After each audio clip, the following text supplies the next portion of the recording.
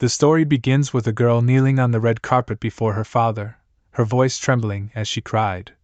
I only wanted to find my family and be loved, but I am your real daughter. That child from 18 years ago is me, Shuelina, he asked. What is your proof? Then Shuelina said to herself. Was I wishing for the impossible? I only have a little spiritual power left after losing almost all of it. But my father will surely recognize me, he said. How weak. You are not my child. Shuelina's punishment will be the spirit mirror. He was walking away with some other girl, whom he thought was his daughter, while Shuelina sat there watching everything. Another girl said, Father! Seeing this, Shuelina said, This is your fault, Azella. You stole my spiritual power, and my life. He says, My child died 18 years ago. Shuelina looks toward the mirror and said to himself softly, It's true, that child is dead. That's right, Father. I am a fake. I'm the so-called villainous Princess Shuelina. The real Princess Shuelina was abandoned at an orphanage. Due to the Imperial consort's scheme, she lived her entire life in loneliness. Her spiritual power was stolen by the fake princess, Azella, and ultimately, Shuelina met a miserable end. This is the ending of the story I read, called Princess Azella. A little orphan girl stands by the window, looking at her reflection in the glass, and speaks to herself quietly. I'm practically a baby now. I can't believe I'm in the body of Shuelina, the one who had such a tragic end. It might be because of the frequent violence and abuse I get from the orphanage director, but my original memories are almost gone now. Suddenly she recalls that Madam Director shout loudly, You pathetic little thing, you'll know what it means to go hungry tonight. She tremble with fear and think, It hurts. Now the words that Shuelina will hear when she meets her family.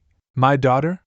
You are not my child. My only little sister Azella will become my future. I refuse to accept that. Suddenly, a little girl came in and shouted loudly, Shuelina! What are you doing here? Hurry up and come with me to prepare the food if you're done cleaning. This child is Tellin. She's the orphanage director's pawn, and especially likes to torment me. Shuelina was running and said, Okay. I'm coming now. Tellin kicked it, and then caught it himself. Then Shuelina began to think, Tellin. That's strange. Why did Tellin catch me? She wouldn't do that, Tellin asked. Oops, my mistake.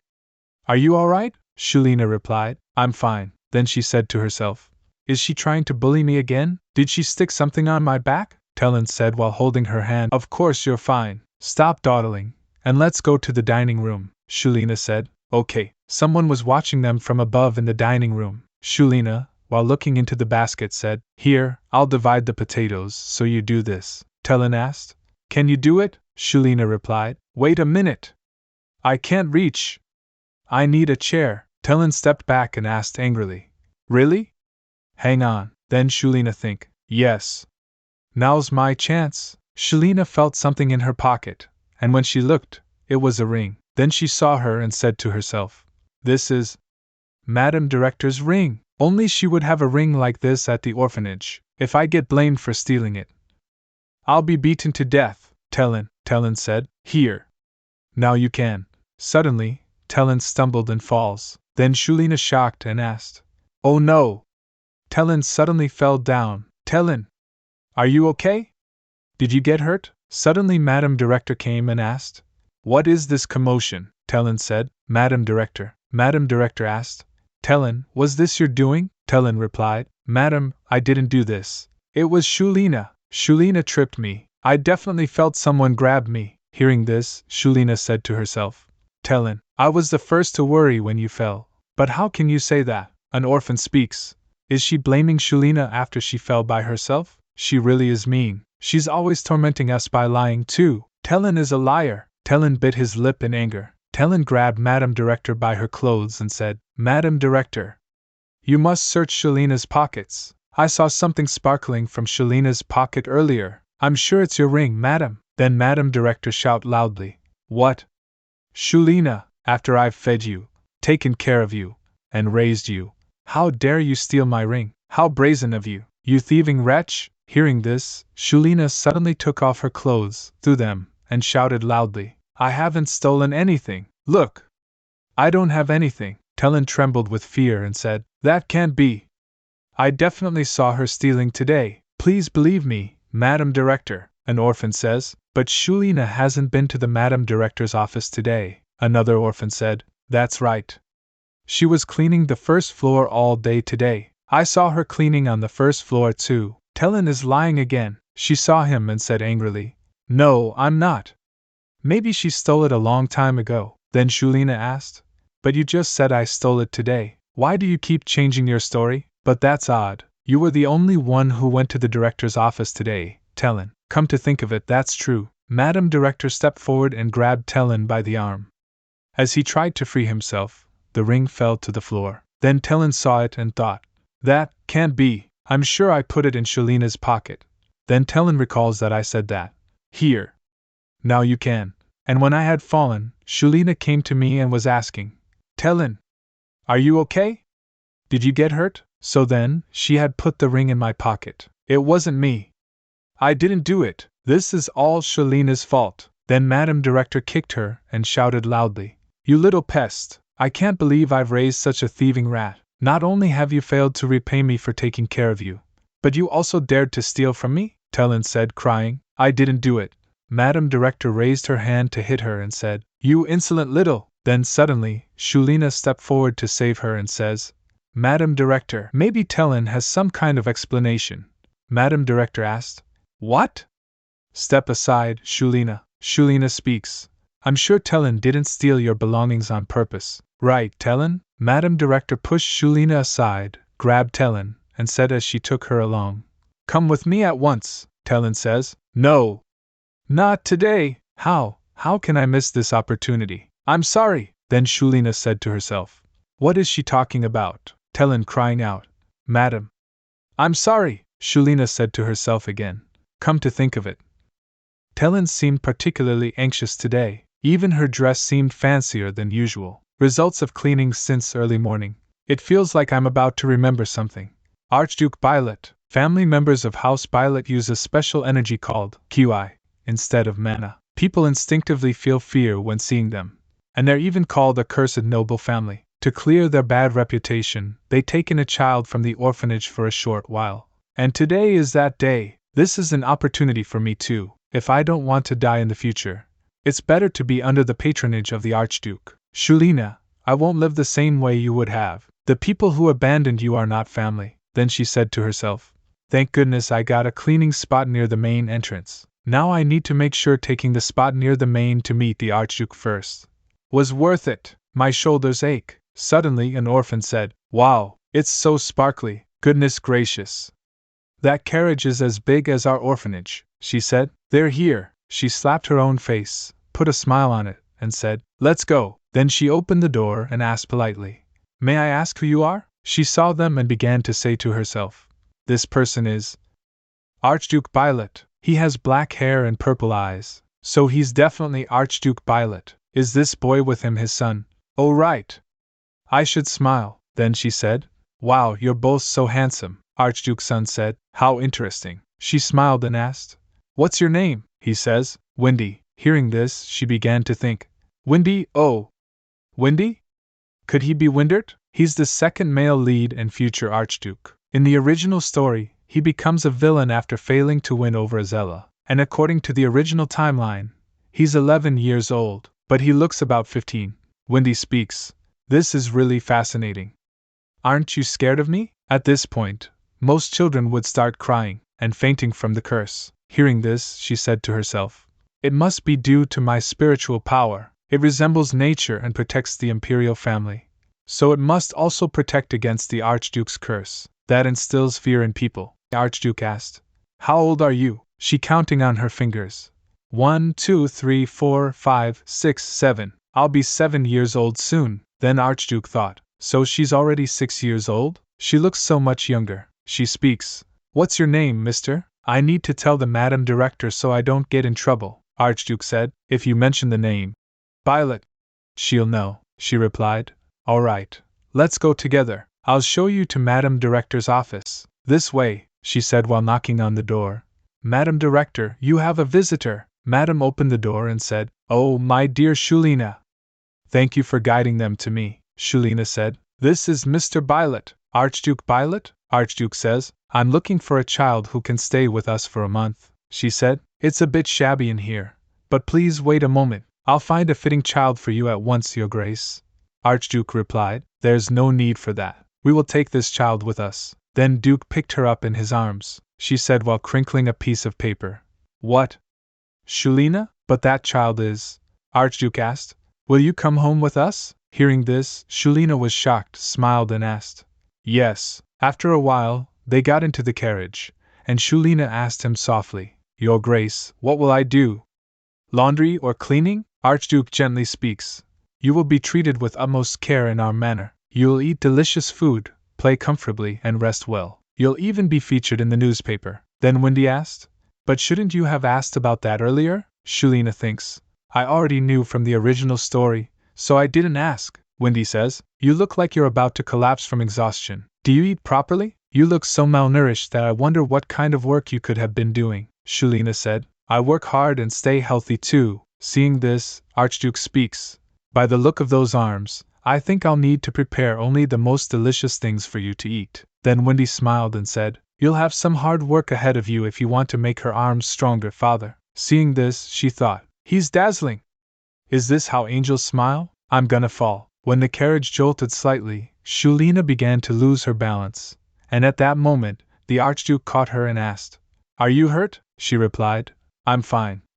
Thank you, Your Grace. Then she lost in thought. That was so surprising. I didn't expect him to catch me, especially when my clothes are so dirty. He embraced me so I wouldn't get hurt, just like a father would. No! What a ridiculous thought. After a while she asked. But are you all right, Wendy? Wendy replied confidently. I'm not as weak as you. I'm training to be a knight, you know. At that moment she said to herself. Speaking of which, in the original story, he becomes the continent's best knight, doesn't he? She laughed out loud and said, You're so impressive. Wendy turned around and asked. Anyway, what happened just now? Coachman replied. My apologies. Another carriage appeared rather suddenly, so I had to avoid it. Watching the other carriage, she began to think. A noble would never fail to recognize the Archduke's carriage. Who do they think they are to almost crash into us and not apologize? Huh! Is that person crying? Then Coachman asked. Should we follow after them, Your Grace? Archduke replied angrily. It's unacceptable to drive a carriage so fast that a child could get hurt. So, Shuelina said. Excuse me, Your Grace. I'm hungry, so my stomach is growling. Let's just go. After a while the carriage stops in front of a grand white estate surrounded by roses. Archduke said, We're home now. You will be staying here for the next month. When they stepped out of the carriage, the maid standing ahead bowed respectfully and said, My lady, welcome to White Rose Manor. Seeing this, she clung tightly to the Archduke, then began to think. This is a bit much for me, Wendy says. You've all startled the child. Let's go inside. Deline is waiting, she asked. Who is Deline? Wendy replied, My younger brother. When they stood for the picture, she got scared when the camera flash went off. Then she asked, What was that? What's happening? Archduke replied, It was a camera. Suddenly cameraman bowed and says, I'm so sorry for startling you. Then she noticing the cameraman fear and began to think, what's this? It doesn't feel like he's scared because he's a commoner. It's more like he's suffering from a primal fear. So this is the curse of the Archduke's family. After a while she said, I was just surprised because it's my first time seeing one. Please take a good picture of me. Archduke says, You may go now, he said. Yes, Your Grace. When they entered, someone bowed respectfully and said, Welcome, my lady. I am Edgar, the head butler of White Rose Manor. She grabbed the Archduke by the collar. Then he asked, What is it? She replied, Please put me down. She stepped down and spoke politely, bowing respectfully. Thank you. I hope we get along well. Edgar sat down and said, If you find anything uncomfortable, no matter how small, please let me know right away. She speaks. Thank you very much. Then she said to herself, It doesn't seem like he dislikes me. Suddenly someone came, saw her and said, Oh my! You're so tiny and cute. Then Archduke speaks. Ah, you're here. This is Lucy, the head maid. She will assist you with most things, so you'll see her face often. Lucy shocked and asked, Your Grace, young Master Windy, did you bring her here dressed like this in this cold weather? Then Lucy stepped forward and wrapped him in a blanket. Shuelina embarrassed and replied, Oh, these are the only clothes I have. Hearing this, Lucy smiled and asked, I prepared this because the weather is a bit chilly. But do you need something thicker? My lady, are you hungry? She replied. A little. Lucy speaks. I'll get a meal ready for you right away. And let's get you into a bath as soon as you finish eating. What kind of food do you like? Hearing this, she said to herself. I don't know much about food in this world. What if she laughs at what I choose? Archduke said. Just prepare something of the highest quality. Lucy smiling warmly and says, then I'll make sure you have a table full of tasty options. This kindness will only last for a month, so I shouldn't get used to this feeling. But my heart is already starting to soften. A shadow appears at the top of the grand staircase. Unknown voice. Is that the child? Wendy saw him and asked, Deline? Why are you out here? Then she saw him and said to herself, he must be Deline the second's son. When Deline came down, then Shuelina bowed respectfully and said, let me introduce myself properly. Hello? I'm 6 years old, and my name is Shuelina. Thank you for letting me stay here. I'm so happy. The floor is so cold. Then the Archduke lifted him up, placed him in his lap, and said, Shuelina, please stay here comfortably for the entire month. She added, oh, I'm not Shuelina. I'm Shuelina. You heard my name at the orphanage earlier, Archduke says. I thought you wanted me to call you that. Hearing this, she thinks, what a silly tongue. I'm not a baby, so why am I talking like this? Deline saw her and asked, why does she keep saying Shuelina, not Shuelina? They're both the same. Wendy smiling softly and says, it's Shuelina. Deline was surprised and asked, not being able to say your own name sounds tough. What's your nickname? Wendy speaks calmly. Deline, you should tell her your name first, he said. Oh, I'm Deline. He clapped and laughed, saying, wow, your name is so pretty. Then Deline became shy and said, well, my name is kind of pretty. At that moment, she lost in thought. What is this? Why is it so easy to deal with the people in this family? It's so unexpected. I suppose it makes sense since no one has approached them this easily because of their curse. It's a shame because they're such nice people. After a while, Deline asked, so what's your nickname? She replied, my nickname? I don't have one. Archduke asked, a nickname, huh? How about Shushu? She became shy and said to herself, Shushu. The name sounds strangely cute. I think it's great. Does the Archduke think I'm that cute? Archduke says, because you look like a choux pastry. She asked, what's a choux pastry? Archduke speaks, if you get a bit more to eat, you'll look like a soft and puffy ball of bread. So let's call you Shushu. She became happy and thought, Your Grace, bread? I'm a ball of bread. That's my first nickname? Then Deline says, you really do look like a choux pastry with those pale cheeks. Wendy stood up and speaks, you'll like it once you try one later. Father, it's probably time to check if her meal is ready, so may I go now? Archduke says, yes, she said in her mind, bread, I'm bread. Then Wendy lifted her and said, all right. Let's go, Shushu. She saw him and said in her mind, I don't feel bad that Windert seems to like me, but the people in this family are overly eager to hold me. I can walk too, you know. Deline asked. Wendy, why are you carrying her around like a package? Wendy asked. What? Look at her legs. What if Shushu gets hurt while walking? Do you really think that? Deline replied. Oh, you're right. When you're not around, I'll carry her myself. Then she thinks. You believe him? Wendy said in a stern tone. You're not strong enough yet. If you can do 1,000 diagonal sword slashes in a row, I'll let you hold her. She became worried upon hearing this and began to think, how can anyone do that? But given Windert will become a renowned knight of the Empire in the future, maybe it can be done. Deline smiled and says, 1,000 times? Fine. I'll work hard to make sure Shushu doesn't get hurt. She smiling softly and replied, all right.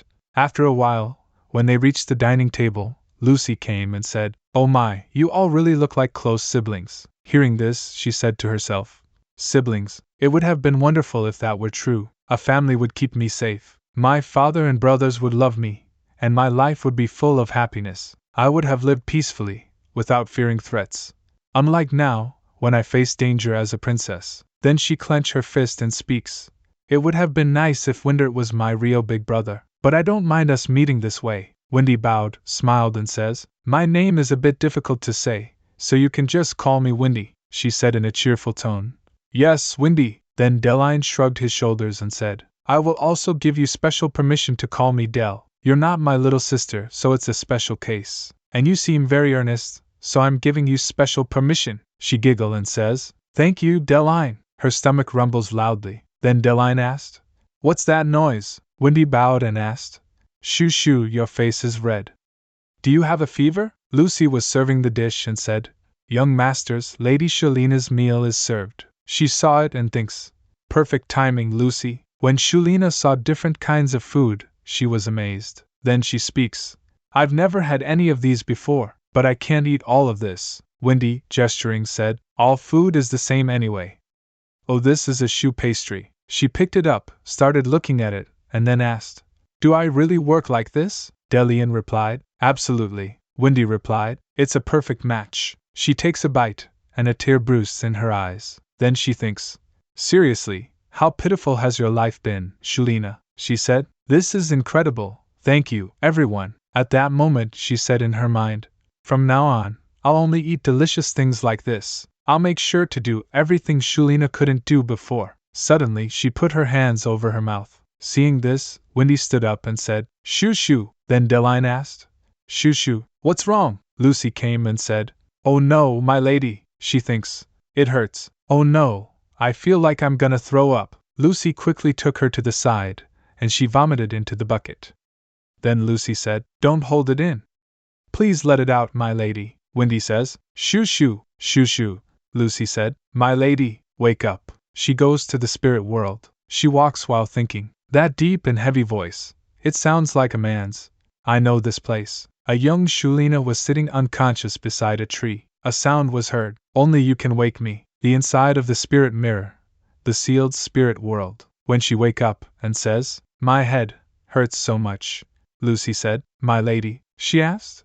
Where am I? She glances around. She's lying in a large canopy bed draped in soft linen. Then she think, I'm in a bed? Archduke asked. So is she fine now that she's awake? She asked. Are they worried about me? Deline asked. Shoo shoo, are you all right? Their faces hover over her with concern. For the first time, she feels warmth instead of loneliness. Then she said in her mind, They're gazing at me with concern. I don't feel lonely when I wake up now. She blinks slowly, still dazed. I'm not really sure how to react. Everything is so new. Baden bowed respectfully and asked, My lady, I am Baden, the family doctor of House Bylot. Do you feel any other kind of discomfort? You may answer slowly, so please take your time. My lady, what did you usually eat at the orphanage? Have you ever had food like what you ate today? She replied, Cabbage soup and potatoes mostly. Baden added, I see. It seems the issue was consuming nutrient-dense foods so suddenly. Not to mention, cream isn't very good for the stomach. Hearing this, she thinks, But it was delicious, Baden said. For now, you should only consume light foods and the medicine I prescribe. She thinking, It's terrible that the orphanage ruined my body so much that I'm being deprived of delicious food. They should all be shut down. After a while, Archduke asked, Do you feel pain anywhere else? Then Deline said, You've been unconscious for nearly 2 days, and you just woke up. We were all extremely worried. She sat silently and said in her mind, They were worried about me. But why? Because they brought me here and I collapsed? But besides that, she notices something. Everyone seems to be keeping a careful distance. Seeing this, she said in her mind again, Why is everyone staying so far away from me? Wendy has been avoiding eye contact with me this whole time, and what is this smell? Is it me? Vomit during a meal, 2 days unconscious, not being able to bathe, filthy. Ah! The bed will get dirty. She jumps up suddenly. Then she said, I'm very dirty right now. Wendy speaks. Wait. Don't move so quickly. You can get up slowly and take a bath, Archduke firmly said. Lucy replied, Yes, Your Grace. Archduke says, Take Shuelina and help her bathe. And since she's a child. Seeing this, she thinking, What are they talking about? The Archduke's expression is so gloomy. What do I have to do to be loved in a situation like this? She gets ready for a bath. She sits in front of the mirror, lost in thought. It's so cozy. After a while, Lucy asked, You ought to be eating only delicious foods right now. Are you feeling a bit better, my lady? Shuelina replied, Oh, yes, actually, my head still hurts a bit. Then she thinks, I don't want to trouble anyone, but I can't lie to Lucy's face. Lucy smiled and said, His Grace has instructed that your opinions are to be taken into consideration. His Grace mentioned that you are a kind child, who carefully observes your surroundings and endures hardships well. Then Shuelina thinks again. I thought he was angry earlier because his expression was so dark. But he told her that. He noticed that I'd been on edge and nervous.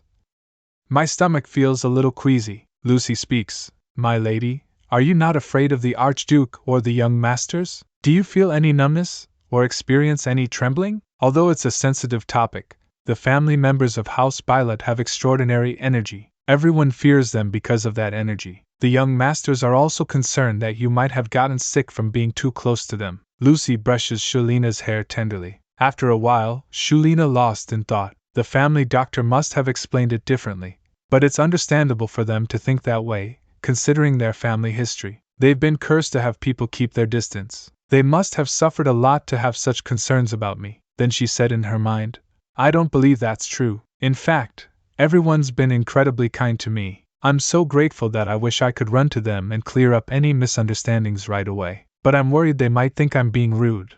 Lucy smiled and said, That's such a relief. When the door opened, there was a beautiful room filled with countless varieties of clothes. Then Shuelina saw it, and said, Oh my goodness! There are so many clothes, Lucy said. Do you like them? His Grace prepared these clothes for you. Please go around and pick out what you'd like to wear. Shuelina says, I want to wear this one. Lucy speaks. Do you like this dress? I'll help you change into it. We haven't had much time, so these are all ready-made options for now. But we'll have a tailor come to make custom clothes for you soon. His Grace has ordered that everything be prepared flawlessly, as if you were entering the Imperial palace. Hearing this, she lost in thought. The Archduke did all this, for me? Thinking back, he's respected me since our first meeting. He asked about my opinions, paid attention to even my most trivial concerns. Then she clenching her fists, and lost in thought. I really don't want misunderstandings to hurt these kind-hearted people. She suddenly starts running. Lucy said, My lady, please listen to what I have to say. She sprints through the hallway, her hair still damp. She reached the Archduke's room. Wendy saw her and said, Shoo shoo? Tears gather in her eyes. She bowed her head and says, I don't like that Wendy is avoiding me. Earlier, he kept avoiding my eyes, and that hurt my feelings. I like your Grace, Wendy, Deline, and Lucy too. I like this place and everyone here. It feels like heaven compared to the orphanage. She clenches her tiny fists. Everyone there didn't care about Shuelina. They said I was a dirty orphan. They hated me. Nobody liked me at all. At the orphanage, Shuelina was unworthy of love. I was an unnecessary child. Her voice breaks. The Archduke's eyes soften. For the first time in my life, I've met so many kind people. You hug me and hold my hand without hesitating. So I'm very happy. Then she lost in thought. Now I understand why I felt so concerned when I was with them. They were just like me, alone in this world. Shuelina was rejected by her family, and the Archduke's family was isolated by a curse. Tears spill freely. She speaks. Why are you all avoiding me? It makes me sad if you avoid me now. Archduke stepped forward and hugged her. Please don't avoid me. Please don't hate me. Her sobs echo softly. Wendy said, You are not a dirty orphan. He gently wipes the tears from Shuelina's cheeks. In this place, you are my little sister. Archduke picked this up and said, It hasn't been long since you woke up. You must be exhausted after crying so much. Your eyes are as red as a rabbit's. Shuelina sniffles and nods shyly. Go to your room and rest. I'll come to feed you some salop. She replied, Yes, Your Grace. She came into her room, was very happy, and then said, Look at this. Your Grace, isn't it pivoty? She recalls that Archduke speaks. It's cute, she gasps, eyes sparkling. She thought, he said it was cute. Does he think I'm cute? This one is the cutest. It looks like you have dragon wings. I'm a dragonfly. And the weather is so nice. Dragonfly wings? Then she says, Look. I've never worn anything with these things at the bottom before. Suddenly, the Archduke arrived and, while serving the food, said, Eat shoo shoo. Before the salop gets cold. Then she thinks. He changed the subject. She replied, Yes, Your Grace. He bowed and said, Have a seat here, shoo shoo. Now open wide. He lifts a spoon. She takes a bite. Her eyes immediately widen in pain. She shouts loudly, It's so hot. She flaps her hands desperately. The Archduke panics and asks, Shoo shoo. What's wrong? Are you all right? At that moment, Lucy came and asked, Oh my! Your Grace, what's going on? she said, crying. It's so hot. He speaks. Lucy, it seems Shushu is still sick. I gave her some salep, but she spit it out. Lucy asked. My lady, are you all right? She replied. His Grace gave me the salep when it was still too hot. It burned my tongue. It hurts. Lucy smiles softly and says, What a sweet girl you are for not crying too loudly. Your Grace, you should blow on the salep before feeding her. Here's some cold water, my lady. Hold it in your mouth. He saw her and asked, Is her tongue so delicate because her body is weak? Lucy replied, Anyone would get hurt eating such hot food, Your Grace. He thinks. Wendy and Deline weren't like that, though. Deline said, It's yummy. Wendy says, Papa, you can't compare the Archduke's family's bodies to those of ordinary people. After a while, she smiled and asked, Your Grace didn't do it on purpose, so it's fine. But why did you feed me the salep so suddenly? He replied, I saw your thin legs. To grow bigger, you must eat well. Oh, that's right. Then the Archduke, showing his little finger to her, said, If you eat the salep and medicine and become healthier, I'll give you something delicious that I've never given to my other children. She asked. Really? He replied. Yes. Really. Then he extended his little finger toward Shuelina, and they made a pinky promise. On the side, the Emperor came down from the stairs. Coachman bowed respectfully and asked, Are you all right, Your Majesty? Emperor replied, I'm fine. Let's leave this place quickly. The carriage has started moving. The Emperor lost in thought. How nice it would be if she were in there. My child, my baby, my daughter. I have searched for my child for 6 years. My son, stillborn, was cremated within 3 days. Their mother Empress Herase died because she could not withstand labor due to her frail body. I only heard of it all from Elena, my imperial consort. Everyone thinks it strange for me to search for a dead child, but I firmly believe she's still alive. I clearly sense the child's spiritual power manifesting after birth. Even if it's irrational, I held on to a sliver of hope, and visited every orphanage across the country. Emperor recalls that I asked that. Lucas, what are you doing? Lucas smiled and replied, Father, I'm getting ready for when Shuelva arrives. When she gets here, I'll teach her swordsmanship, and I'll carry her every day. I hope I can see her soon, Father. My eldest, Lucas, eagerly waited for the sibling his late mother left behind.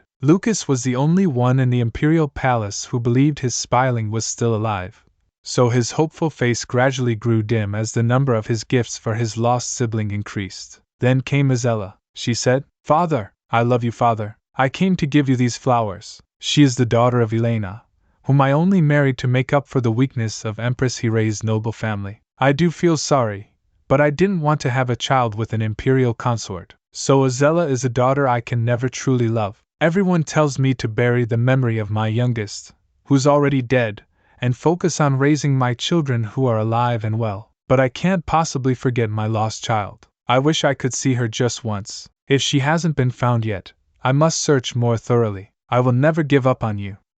I will find you. Where could you be? I've never even held you in my arms. Shuelina, on the other side, Deline said, Shushu. Come here, she says. Deline. I'm here. Then she thinks, what am I, a puppy? How many times do I have to go back and forth? I'm tired. Deline pointed with his finger and said, You must be tired from all the exercise, right? Here, eat this. I'll give you 2 as a special treat, but don't tell Wendy. She speaks. It's so yummy. I really like meringue. You're the best, Deline asked. Did you see Big Brother? Shushu likes me the most. What do you even write every day, Wendy? You don't even react to me. You're no fun, she thinks. Is he recording my activities again? He was also planning a health program with the family doctor. Was my collapse really that shocking? Wendy said. All right, Shushly. Come here. Is it starting again? She says. Oh well, here I come, Deline. Shushu. I'll teach you swordsmanship, so come to me, she shouted loudly. Again? It's exhausting to be called back and forth at once like this, Deline said. All right, then I'll come to you, she speaks. Ah. Deline, if you come to me like that, Wendy asked. Delane. You're putting Shushu in danger. How could you swing your sword around without thinking first? Are you out of your mind? Deline replied.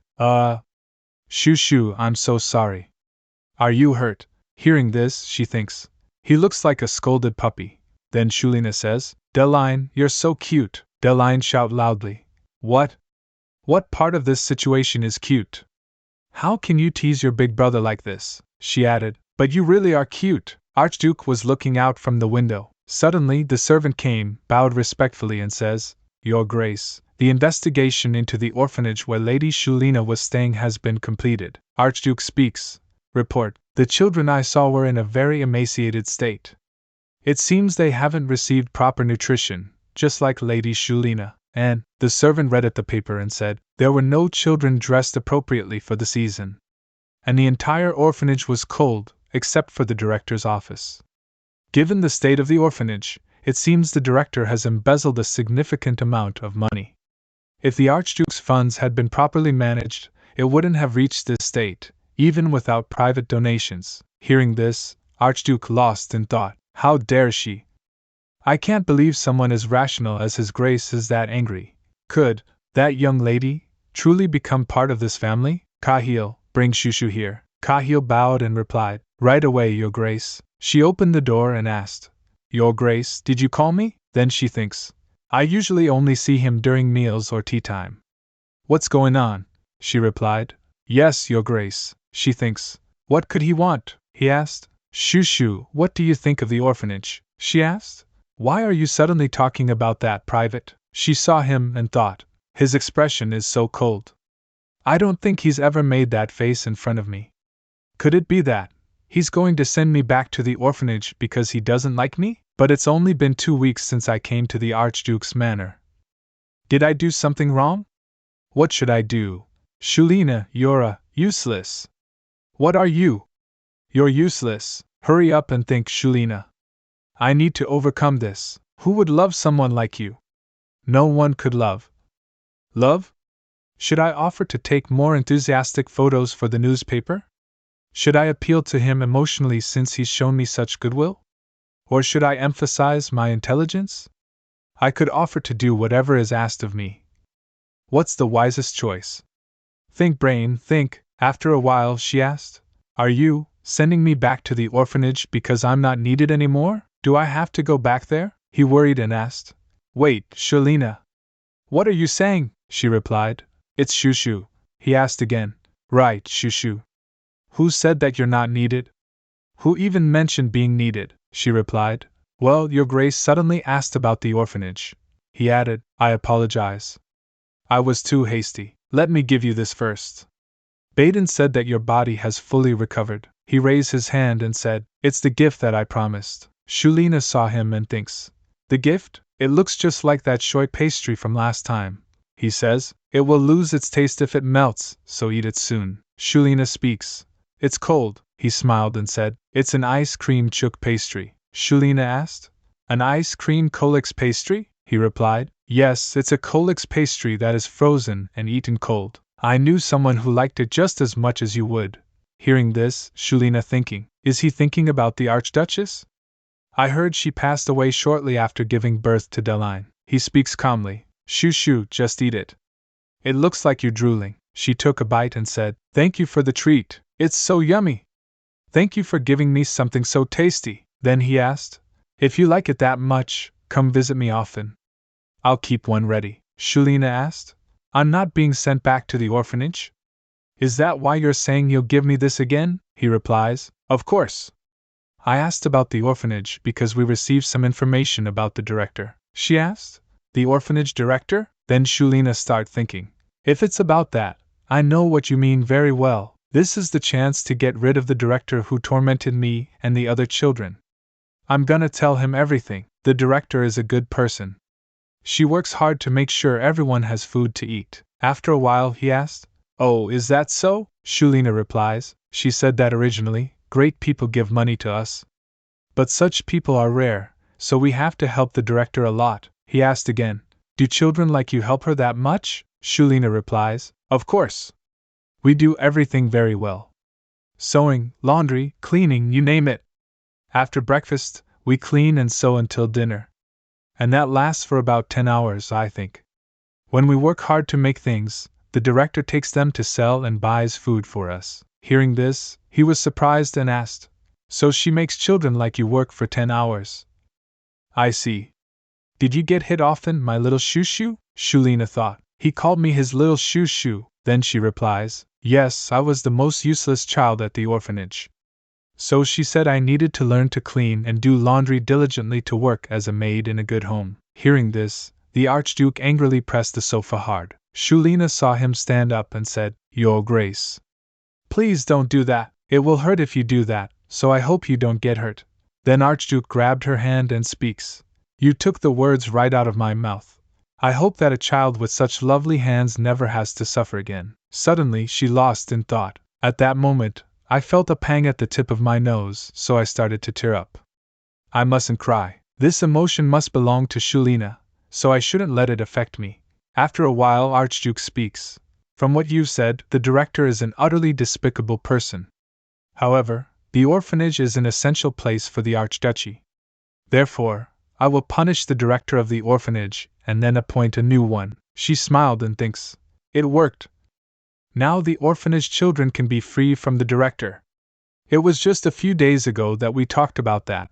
But why have things turned out like this? A gentle breeze blows. Shuelina saw it and said, Wow! There are so many people. Wendy asked firmly. Shoo-shoo, do you mind coming to the park for your first outing from the manor? Shuelina smiled and replied, Yes. I really wanted to visit the Central Park. Thank you for bringing me here. Then he speaks. It would have been nice if Wendy could have come too, but he's just so busy. We'll come with him next time, she replies. Yes. That sounds great. She sees a little girl drinking milk, as if someone had just picked her up. What drink is that? He asked. Shoo-shoo. Do you want to drink that? I'll go buy it for you, she replies. It's all white, he said. Wait here for a moment, I'll be right back. Lucy shouted loudly. You'll hurt yourself if you run so fast, young master. He's already so far away. Oh well. Wendy runs off. Shoo-shoo watches her go. Shall we go sit on a bench and wait, my lady? Meanwhile, Shuelina saw her and thinks, Madam Director, and the Imperial Consort's pawn. In the novel, the Imperial Consort is in charge of a secret organization, affiliated with the White Magic Tower. He has to be one of them. The Madam Director can't use magic, nor does she have the ability to gather information about the Archduke's family. It's obvious that the Imperial Consort used her pawn to abduct me. But why? After a while, Madam Director speaks. Shuelina, it looks like you've been doing very well, Shuelina said. I have, ma'am. But where are we? There are still 2 weeks left. Then she thinking, if the Archduke were to end his support of me, I would naturally leave his manor. But are they really willing to take such a risk? Just to kidnap me? Don't tell me, Madam Director says. Even though you're useless, it seems like you're somehow needed, since someone has been looking for you. When Mage stepped forward, Shuelina thought, if I'm somehow needed, he said, it's been too long. Shuelina thought again. Then they're trying to take my power again. You took it a month ago. She trembles. No, I don't want to feel that pain again. Then she says, help, someone please, Madam Director. Madam turned her face away. Seeing this, Shuelina thinking, the director ignored it when they siphoned my spiritual power, even when I was at the orphanage, so there's no way she would help me now. Stay calm. It's still okay. I can change the future. It's not yet time for the Imperial Consort to imprison me. Then she said, no. You did it last time, he says. It will be over soon. He took a magic tool out of their coat, and seeing it, Shuelina thought, I've consistently encountered this magic tool, both in the original novel and soon after arriving in this world. It's called a brilliant. It's Azella's secret. Even though Azella is of Imperial lineage, she has no spiritual power, so she always carried a brilliant that contained my spiritual power, and used it as if it were her own. In the novel, Shuelina is born with the spiritual power that Azella should have possessed, but I didn't steal Azella's power. If we have different mothers, and Azella was born first without any spiritual powers, why is that my fault? Why did I even read a ridiculous novel that labeled someone a villain, just for not being the protagonist? This is an absurd excuse to justify torturing me. That brilliant must not touch my body. After a while, as soon as he grabbed Shuelina, she shouted loudly, Your Grace, please help me. Your Grace, he said, just stay still. She struggles and fights, and during the scuffle, a bottle falls to the floor and shatters. Then he saw it and asked angrily, Why are you resisting? Shuelina called out, Please, please save me, Your Grace. At that moment, Archduke came and shouted loudly. Let go of her at once, Wendy said. Shoo shoo, Lucy says. My lady. Then Shuelina saw them and said, You really came. Mage stretched out his hand and created a protective barrier. Then Shuelina thinks, Is this protective barrier? I can't escape then. He's trying to use me as a hostage, while the mage is distracted by the Archduke. I have to do something. Then Shuelina looked back and saw the broken bottle lying there, the one he had shattered. Picked it up and struck Mage with it. Mage cried out in pain. In that very moment, Archduke attacked him with a single blow. She looks at the magic tool and, moving forward hesitantly, thinks to herself, The brilliant. Move. I have to move. Come on, body. Move. I have to destroy that brilliant. The Imperial consort, and Azella won't give up on my spiritual power that easily. If he takes that, he will definitely come back. Move, body. I need to move right now. I need to get rid of that brilliant. If I get rid of it, they won't be able to find me while they make a new one. He picked her up and asked, Shoo shoo. Are you alright? She said. No, Wingdy, we have to destroy that. Mage reached out toward him, and Deline struck him down. Then he asked, It looks like the diagonal slash practice paid off. Shoo shoo. Did you see me? Wasn't I amazing? She says. Deline, that's dangerous. Windy thick. That fool is swinging his sword around again. A magic circle appeared on the ground, and Shuelina said, Oh no. He's trying to get away. Then he looked at the magic tool in his hand and laughed, when Archduke struck his hand. The magic tool shattered, and his hand was injured. Archduke speaks calmly, Oh dear. I seem to have failed to control my strength, Deline said. Father, the bastard's dead now. We needed to ask him why he did this to Shoo Shoo, Archduke says. Don't worry, Deline. We still have someone we can question about this matter. Madame Director was quietly running when Archduke saw her and swung his sword. But the sword hit the wall, and she fell back in fear. Then he speaks. It seems like I'm having trouble controlling my strength because I'm so angry, Madame Director says. I admit my mistake. I've committed a grave sin, he said. If you've committed a grave sin, you should die. But I still have many questions. Regardless of how much you disrespect me, you will answer them, won't you? She replied. Someone like me wouldn't dare disrespect you, Your Grace. That's unfathomable, he says. No, you do disrespect me. Otherwise, you wouldn't try to harm a child under my protection, she said, Your Grace. Then Shuelina saw her and thought, That director has tormented me so much. Yet she is utterly weak in front of the Archduke. If Shuelina had a bit more power, or if she had known about her true identity sooner, would she have groveled to Shuelina too? Frightened, she clung to Windy Neck. Then he said, Shoo shoo, no one will ever be able to harm you again. She squeezes her hand. Then she thinking, It's okay now. Everyone is protecting me now. Archduke asked, Who was the man who came here with you? She replied, I cannot say, Your Grace. If I tell you that, then I really will die. Hearing this, Shuelina lost in thought. Normally, she'd be willing to betray anyone and say everything she knows by now. Is the director remaining silent out of loyalty? Archduke said. How foolish, she asked.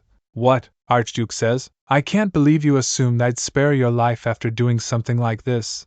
Windy, Deline watched closely. No matter how trivial it may seem at first, you must eliminate all future potential threats. Windy speaks.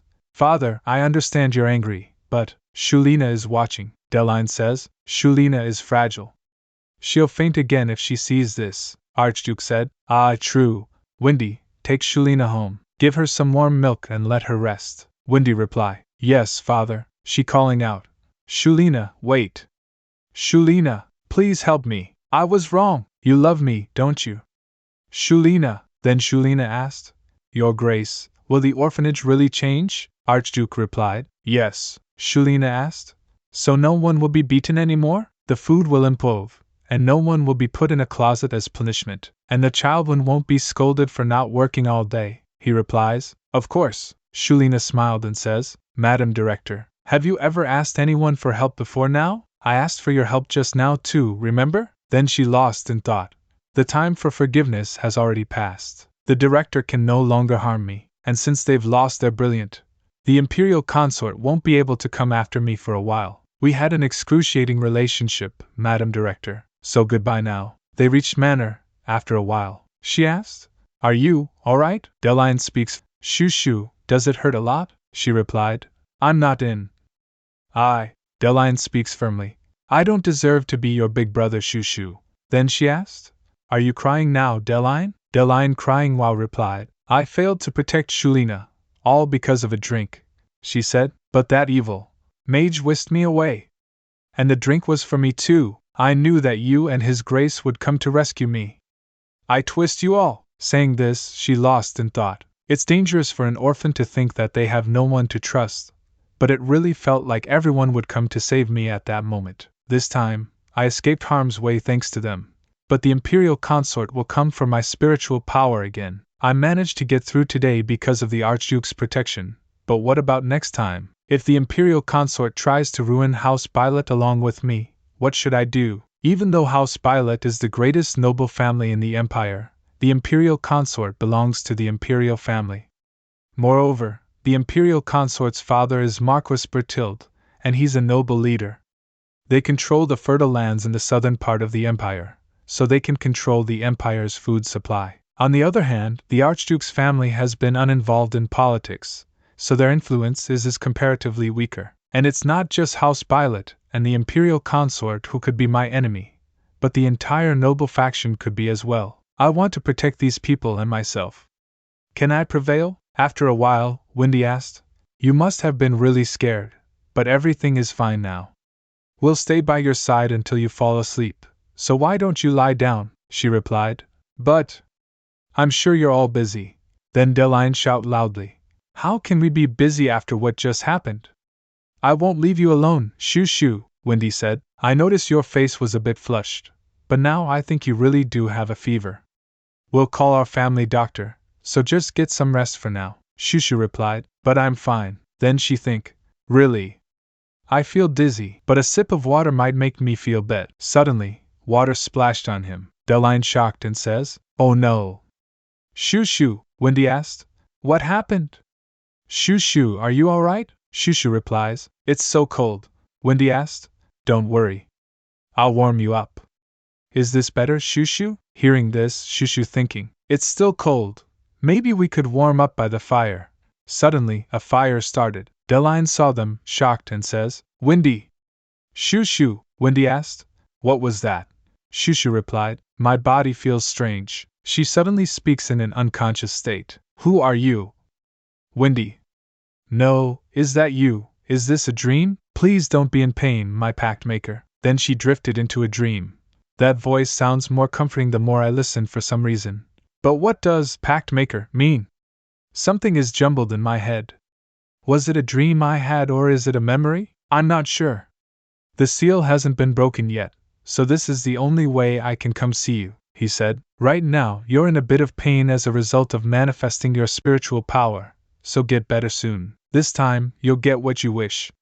You will be happy. Please find me soon. I'll be waiting. Meanwhile, Deline shaking Baden and asked, Why isn't she waking up? He replied, Well, she will wake up soon. It's simply because she's mentally exhausted, young master, Delian added. But she suddenly collapsed, and after getting soaked, she caught on fire and fainted. But now you're saying she's mentally exhausted? Baden said, Your Grace. Oh dear, young master. Please let me go. Windert. Help. Windert rushes to Shoo. Archduke speaks. You're awake. This little one really knows how to worry people, Wendy said. Father has been distraught, and so has everyone else. Then she asked. Oh. What happened to the orphanage director? Archduke sits across from Shoo and replied. You're still too young to know the details. But she received appropriate punishment. She asked again. But I want to know too. Don't I have the right to know? He replied. The director neglected the orphanage and embezzled funds, and taking into account abusing and kidnapping you. She was immediately executed. She added. I see, he says. Shoo, you might be feeling a bit overwhelmed, but I must introduce you to someone. At that moment, a woman in a blue robe enters and bows. Then she said, Hello, my lady. I am Igraine from the Blue Magic Tower. I'm here because it seems you have special abilities. Hearing this, she startled and think, a mage. Shoo clutches the Archduke's arm fearfully. Archduke says, Do not worry, Shoo. I am here with you, so you are safe. Igraine asked, Can you tell us what that man did to you before? she replied. Earlier, when that witch touched my body, my vision went blurry and I felt weak. My insides were twisting, and it hurt so much that I couldn't even let out a cry. Hearing this, Lucy began to tremble with fear. Ever since I was at the orphanage, it kept happening. Hearing this, Archduke clenches his fist and says, "Then they certainly deserve to die." Igraine gently speaks. "My lady, I have come to help you. If we can understand your abilities, we can ensure that such things never happen again." She sits quietly, lost in thought. The power Shuelina possesses is spiritual power. What if the Archduke learns that I have spiritual power and sends me to the Imperial Palace? Finding the long-lost daughter of the Emperor would benefit his reputation, after all. Then she recalls that Azella shout loudly, "He is my father! Your corrupt mother is dead, and your father has forgotten you, so why are you doing this?" His Britha said, "My only little sister is Azella. Even if I go to the Imperial Palace, no one will welcome me. I don't want to go to the Imperial Palace." Archduke clutched her hands and said, "I already know many things about you." She saw him and think, "Oh, he does. He must have heard some things about me from the director. I can feel the kindness and favor he's always shown me in his gaze. Well, it's something he'll find out eventually, so I'll just trust him this time." Igraine reached out her hand and said, "Miss, I use freezing magic, so you will feel a bit cold for a moment." Igraine started performing magic. A shimmering frost forms and suddenly, a surge of energy bursts from Shu. Igraine pulled her hand back and speaks. "This can't be." Archduke shocked and asked, "What's the matter?" Igraine replied, "What she used before wasn't magic." Hearing this, Deline startled and speaks, "What?" "But Windy and I both saw it. We clearly saw fire and water appear suddenly, just like magic," Igraine added. "I assumed that was elemental magic as well, but instead of mana, I sensed a special power emanating from her head." Windy says, "If it's from the head, do you mean spiritual power?" Deline speaks, "But spiritual power is something only direct descendants of the Imperial family have." "Does that mean Shushu has Imperial blood?" Archduke said. "Among the direct descendants of the Imperial family, the only possibility is she's the daughter of the late Empress. So, the child who was said to have died right after birth and had a funeral actually survived." Igraine bows deeply before leaving. Archduke speaks, "Good work. Since you've confirmed her power, you may go now. But remember, what you've witnessed today must never be known." Igraine bowed and said, "I will guard this secret with my life, Your Grace." Igraine exits.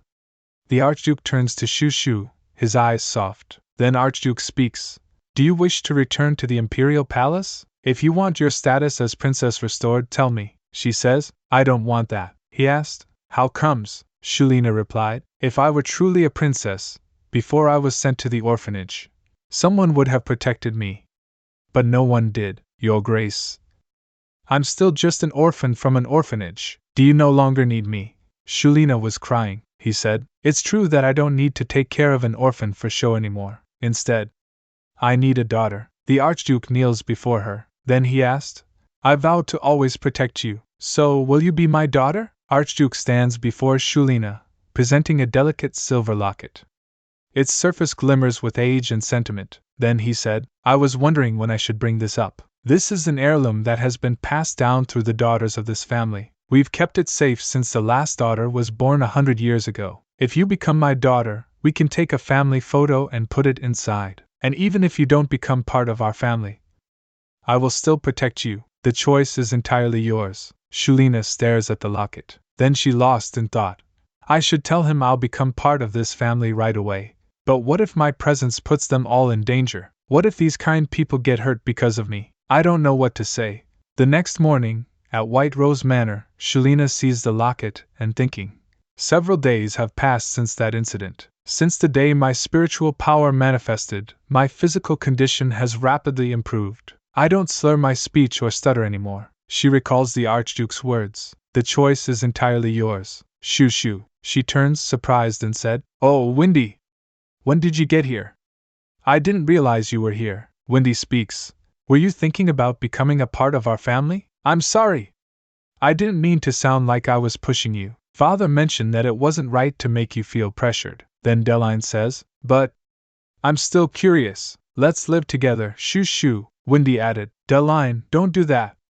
You'll make Shu uncomfortable." Shuelina said, "Windy, Deline. I also want to continue living here at White Rose Manor, Deline asked. Then what's the issue? Shuelina replied. Well, if I stay here, I might negatively impact your family's reputation even more. Wendy asked. That's not true, Shushu. Why don't we take a walk? The carriage stops before a familiar building. Shuelina steps out slowly. Wendy said, Isn't this place? This is where you used to live, Shushu. That nasty director is no longer here. A few orphans notice her and run up excitedly. Someone said, Huh!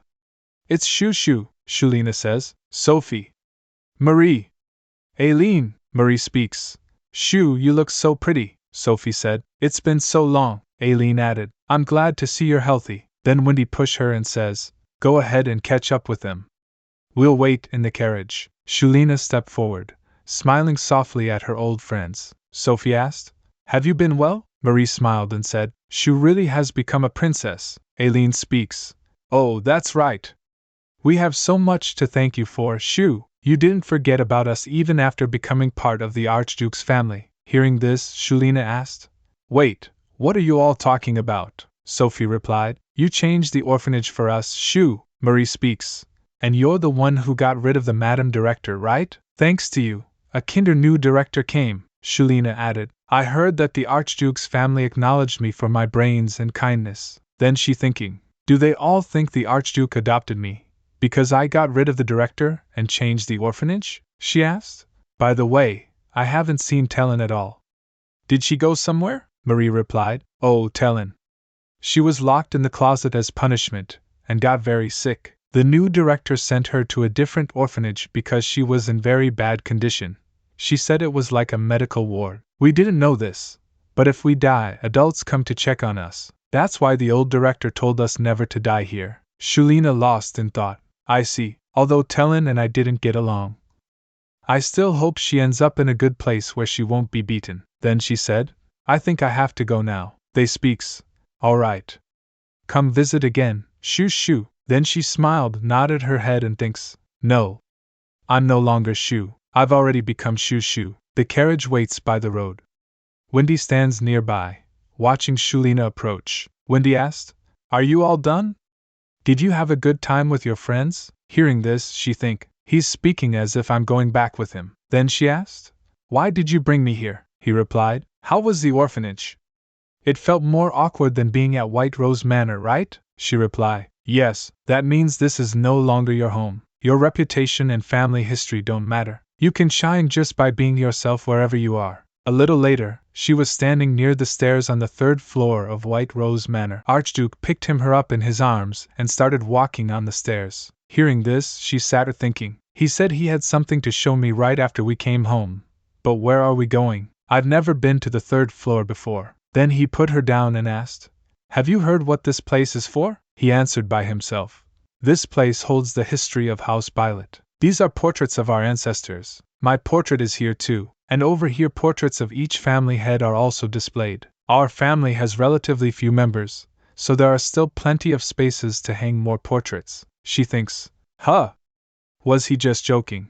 Is he implying that there will be a place for my portrait? He said, This is House Bylot's first ancestor. The founder of our House Bylot was a dragon. That's why his eyes are elongated like that. She asked, What's a dragon? He replied, A dragon?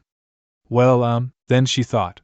It resembles a lizard, but it has wings and it's incredibly strong. I'm a lizard, he said. What I mean is, how should I explain so Shushu can understand that? A faint rumble echoes through the hall. She startled and says herself, Huh! What was that sound? Her eyes fall on a distant portrait, a mysterious, handsome figure with long silver hair and pointed ears. Then she asked, Who is that? After a while he speaks. There are no more dragons left in this world, so maybe I should show you a picture book with dragons, Shuelina said while making a gesture. But your grace, there's someone over there. He asked, What are you talking about? She replied, Over there. She blinks, the figure is gone. Then she's shocked and think, Huh! What was that? Was I seeing things? Then she said, Never mind. They continue walking. Rows of glittering heirlooms line the room. A small, jeweled crown catches Shuelina's eye. She says, It's so pretty! And small, he asked. It's for children. Would you like to try it on? Then he said while removing the glass from it. It hasn't been touched for over 100 years. Shuelina was startled and asked, "Are you saying you're going to touch it now? It's clearly a national treasure." "What if I drop it? What if it breaks?" He smiled and replied, "Then we'll just make another one." Then he said while putting the crown on her head, "If that happens, I'll let you choose the design that suits you best." Princess Shuelina de Bylot. Shuelina blushes. The Archduchy is a vassal state of the Empire of Abnesia, but I am technically the head of a nation. If you become my daughter, you will also become a princess. This is the room where heirlooms for girls are kept, and I hope you will accept being a part of this place." She flustered and asked, "Eek. Why aren't you making any sense, Your Grace?" He replies, "Why do you think I'm not making sense? I am asking you to become my daughter right now." She asked again, "Is that right?" He replied, "So it would make sense to show you what a daughter of mine would have, and then let you choose." She says, "That's true, but," he added, "I don't intend to force you, of course. Even if you don't become my daughter, I won't take it back." Then she asked, "What do you mean? This is a treasured family heirloom. That's absurd. What about the girls born after me? The descendants are not my concern right now." She stunned and asked, "What?" He speaks, "I am currently doing my best to persuade you to become my daughter. So do I need to think about the future daughters of House Bylot as well?" Shuelina leans against the railing, moonlight reflecting in her eyes. Then she lost in thought. "Honestly, the beautiful clothes from the manor, and the luxurious foods I had never tasted have truly been like a dream. But greed can lead to unhappiness. I'm not even sure if I can ever repay all the kindness the Archduke has shown me so far." After a while she asked, "Your Grace, what if I refuse to be adopted even after receiving all of this?" He replied, "If you're that worried, then become my real daughter." Hearing this, she started thinking, "What should I do? Will he truly be able to protect me? And can I protect this person in return?" Then she said, "Your Grace doesn't understand my circumstances." Saying this, she thinking again, "If the Archduke accepts me even knowing my circumstances, and stands by me, I would truly be happy." She says, "Adopting me could put you in danger." He asked, "Are you talking about the Imperial consort?" Shuelina flinches. She thought, no one would abduct a penniless orphan for nothing, let alone use a magic tool. Now that he knows I'm an Imperial princess, it's only natural for the Archduke to be suspicious of the Imperial consort. He asked, "How did you know the Imperial consort was targeting you?" "You're quite informed," Shuelina replied. "I heard about it when my spiritual power was being stolen. I only learned a few days ago that I have abilities because I'm an Imperial princess, though, and the fact is, Azella has no spiritual power. She's deceiving everyone." Archduke speaks, "So that's why they were trying to take away your spiritual power," Shuelina says, "and they'll keep coming. I might put your whole family in danger, Your Grace. The Imperial consort might see you as an enemy as well," Archduke said firmly. "The House Bylot is not so weak that we can't even protect our own daughter." Shuelina asked, "What if the Imperial consort's influence is even greater than you thought? Everything was fine after the last time, but what if she attacks you next time? What if Windy, Dell, Lucy, or Edgar is taken hostage?" At that moment, she lost in thought.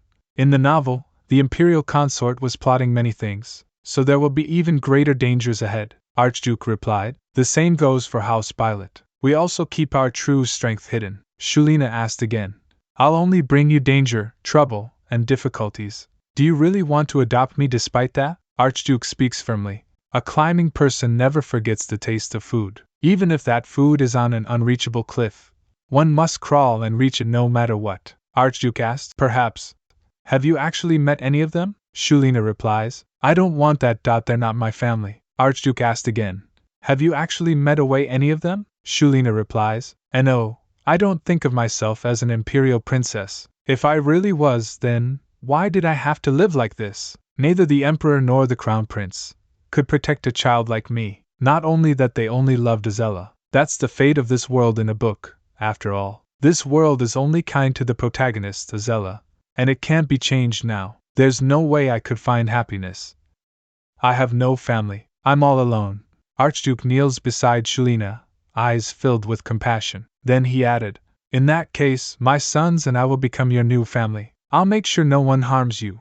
So let's live together." Hearing this, Shuelina bursts into tears. Then she covered her eyes with her hand and said, "I just feel so shameless though.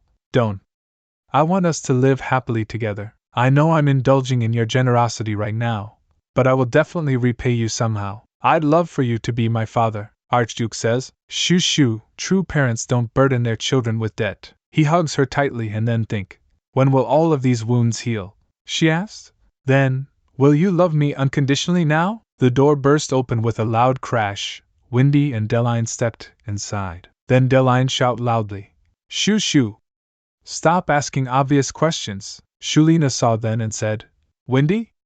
Deline, Deline speaks. Will you really be my little sister? I can't believe I get to have a sister like you. Shoo shoo. This is great, Windy says. You've made a wonderful choice. Shoo shoo. We promise to protect you, so you should also promise us something. Let's stay together forever. Shoo shoo. Having no one else to rely on, they must have been lonely too, just like me. Now we can cherish each other, express our love, and hold each other when we're lonely. She smiled, hugged Windy and said, All right, Archduke says, we'll always be next to each other as family. Shuelina replied, Thank you, Your Grace. Archduke sits beside Shuelina on her bed, flipping through a few books laid out before them, his eyes curious and gentle. Then he said, Let's see. I wonder what kind of books you like. Shoo shoo, she thinks. So this is the part when the dad reads a bedtime story, right? Archduke asked. Would you like to choose, Shoo shoo? Which one do you prefer? She smiled and said, I like this one, Your Grace. Then she thinks, Is something wrong? Should I choose something else? Then he asked, Why are you still addressing me as Your Grace? We are father and daughter now, she replies. Oh. Father, he says. That's fine too, but try something shorter that repeats twice, she said. Twice. Oh, then she thinking, Papa. I can say it easily in my mind, but I can't say it out loud. Could it be due to my memories of being rejected by my family, that I can't even properly say it? But I don't want to give up this easily, she says. Papa, Archduke said, That's it, my daughter. Now lie down. Then he reads a story. Once upon a time, on top of the magic tower. Hearing this, she start thinking, although he sounds clumsy, he's using different voices to read. He's exactly the kind of father I've always dreamed of, he says, and so the mage went down. She thinks again. I really like my papa. I'm so happy we get to live together, he said. The mage rolled around like a puppy in the flower field. Shoo shoo, have you ever seen a puppy? Oh dear, she's fallen asleep. Sweet dreams, shoo shoo. Then Shuelina gets lost in dream. Wow! Pretty flowers are everywhere. Will Papa and my brothers like them if I give these to them? A voice calls out. Wake up. She wakes up and thinks to herself. What's this? I smell flowers. It's dangerous if you use more power. Shuelina notices a man standing before her, bound with ropes, and her voice trembles as she speaks. Who's there? Then she thinking. Could it be an assassin? If he wanted to kill me, he could have just thrown a knife at me. Is that sack big enough for me to fit in? No way. Is the Imperial consort trying to abduct me? The ropes moves toward her, and she screams. Help me! In the Imperial palace, the Emperor and Crown Prince sense a surge of power. Then he thought, Shuelina. It's definitely Shuelina. This is Shuelina's presence, so Shelv is still alive. She must not have anyone to teach her how to use her power properly. Could she be in danger? The Crown Prince, running, shouts. Father! Father, that child, she's alive, Emperor said. Even though it's night, there are many eyes in the Imperial palace. I've put up a barrier with spiritual energy, so we're fine. Now speak slowly, Crown Prince says. That child is alive, Emperor replied. Yes, I felt it too. Shuelv's spiritual power came from the direction of the Archduchy. Crown Prince asked. Could she be there? Emperor replied. We don't know that yet. Then he bit his lip and began to think. If the child is still alive, then the Imperial consort lied about her death. She must have been taken away before the funeral. How dare she do this to the child I had with her ace? And to our family? I don't know who the real culprit is yet, but I will never forgive those involved, he said calmly. I will locate and bring your little sister back. I can finally keep the promise I made to you and her ace. Crown Prince speaks. Then I promise you this, Father. If you can't bring her back, I will go and get her myself. Back at White Rose Manor, guards hears a voice, enters and asked. Lady Shuelina. My lady, are you all right? Archduke asked. Halt! What in the world is this? When did these flowers? What are you all doing instead of following your training? Then he shouted loudly. Don't just stand there. Protect Shushu immediately, and capture the intruder alive so we can interrogate him. Guard replies, Yes, Your Grace. Archduke asked, Shushu, are you hurt? Shushu, are you alright? She replied, I'm fine. Then she began to think. The last time I used my power, it felt like my head was going to split open. But this time, I'm not in any pain, and I actually feel refreshed. Wendy stepped forward and asked, What is all this? What happened? She replied, Well, I was dreaming of swinging from a vine and playing in a field of flowers. This is so much fun, and when I woke up, it was like this. The room became a flower field, and a strange person is, saying this, they don't think I'm a monster, do they? Deline said, Shushu, you're incredible. I'm so impressed. Next time, dream of a room full of chocolate cakes. She began to think again. He's probably not too surprised by this room because he's still young. I didn't think it was a big deal. But is Papa making that unusual expression? Because I'm stronger than I thought? A little later, Shuelina is making necklaces with her new maid, Nina. Lucy asked, What are you up to, my lady? Nina speaks. Head maid Lucy. Lady Shuelina is making us necklaces. Aren't they adorable? Lucy said. Oh my, you've made them look so pretty. There's one for you as well. Then she began to think. After being officially adopted into the Archduke's family, Lucy said, Oh, my lady, I will cherish it. Dame Heloran speaks. It suits you well. Lucy smiled and asked, Did you make this just for me? Then Shuelina thought, Father assigned me a personal guard, Dame Heloran, and a personal maid, Nina. Then she said, I wanted to give them to everyone, so I made them with Nina. Thank you, Nina. Nina added, I only did a little bit of cutting. You were doing so well that I felt like you didn't need me, my lady. Lucy asked, How did you think to make all of this? Shuelina replied, Well, you gave me a ribbon, Lucy. Edgar gave me a handkerchief. Tutu is from Dell, and Wendy gave me a bracelet. Everyone gave me gifts because I became part of the family, so I want to give everyone a gift too. Lucy asked again, My lady, I'm truly touched. May I help you at all? Shuelina replied again, Now I just finished. I'll give them to people in order from the first floor to the second floor. But Lucy, keep this a secret from Papa for now, Lucy said. All right. I'll keep it a secret. Shuelina gives out her handmade necklaces to the manor staff. Dame Heloran says, It's so beautiful, my lady. Thank you. To receive a medal from you is an honor upon my family, my lady. I will treasure it. Thank you so much, my lady. Hearing this, Shuelina started thinking. Everyone has been delighted, but they're not that special. Dame Heloran asked, What are you thinking about, my lady? Shuelina replied, Just that. I feel like I haven't done anything, but everyone is so welcoming. Dame Heloran added, Lady Shuelina, children always deserve unconditional love. Shuelina asked, Unconditional love? Maids whisper in the background. First maid asked, Did you hear about that? Second maid asked, Do you mean the decree from the Imperial Palace? First maid asked again, The Imperial family is suddenly doing something? What could this mean? Then second asked, The one who has manifested will be taken to the Imperial Palace, right? Suddenly, Wendy came, and he picked it up her and said, Shoo. Shuelina visits Wendy and Deline during their training. Wendy asked, What brings you here? Then Deline came and shouted loudly, Did you come to see your big brother? Yay, it's Shoo. When did you get here? Shuelina saw him and speaks. Deline, you shouldn't throw your sword in the air like that. It's dangerous, Deline added. I was just so happy to see you. Wendy asked, What's that around Dame Heloran's neck? Deline asked, What is that? It's so ugly. Dame Heloran smiled and replied, Are you talking about this? If you're referring to this medal, it's the Kindest Knight medal. Lady Shuelina made it for me. Then Shuelina said, I want to go back to my room, Dame Heloran. It seems like my big brothers don't really want one. Wendy said, I never said that, Shoo. Forget his and just give me mine. Then Deline asked, Shoo, you made it? Shuelina asked, Do you like the necklace I made, Wendy? Wendy bowed and replies, Of course I do. Then I'll give you yours. Thank you, Shoo. Then Deline shaking her and said, Wah. No. Me too. Shoo, me too, she replied. Deline. I'm getting dizzy, Wendy said. Stop that, you brat. Shoo's getting dizzy, he says. Oops. I'm sorry. Shoo, I want a necklace too, she asked. Didn't you say it was ugly? Then she lost in thought. It seems that everyone is more excited about the fact that I made them something rather than how pretty it is.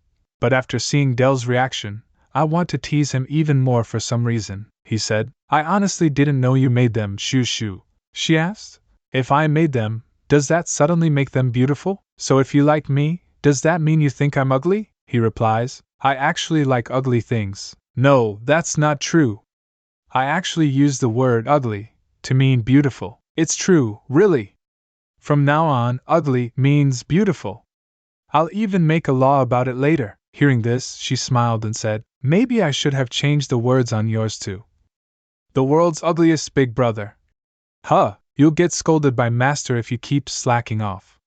Get back to practice. I should go to Papa next too. I'll see you at dinner time, they both of them said. See you later, shoo. Shuelina goes to see the Archduke. Maid said, Lady Shuelina has arrived, my lady. Then she thinks, why is everyone greeting me so enthusiastically? Archduke asked.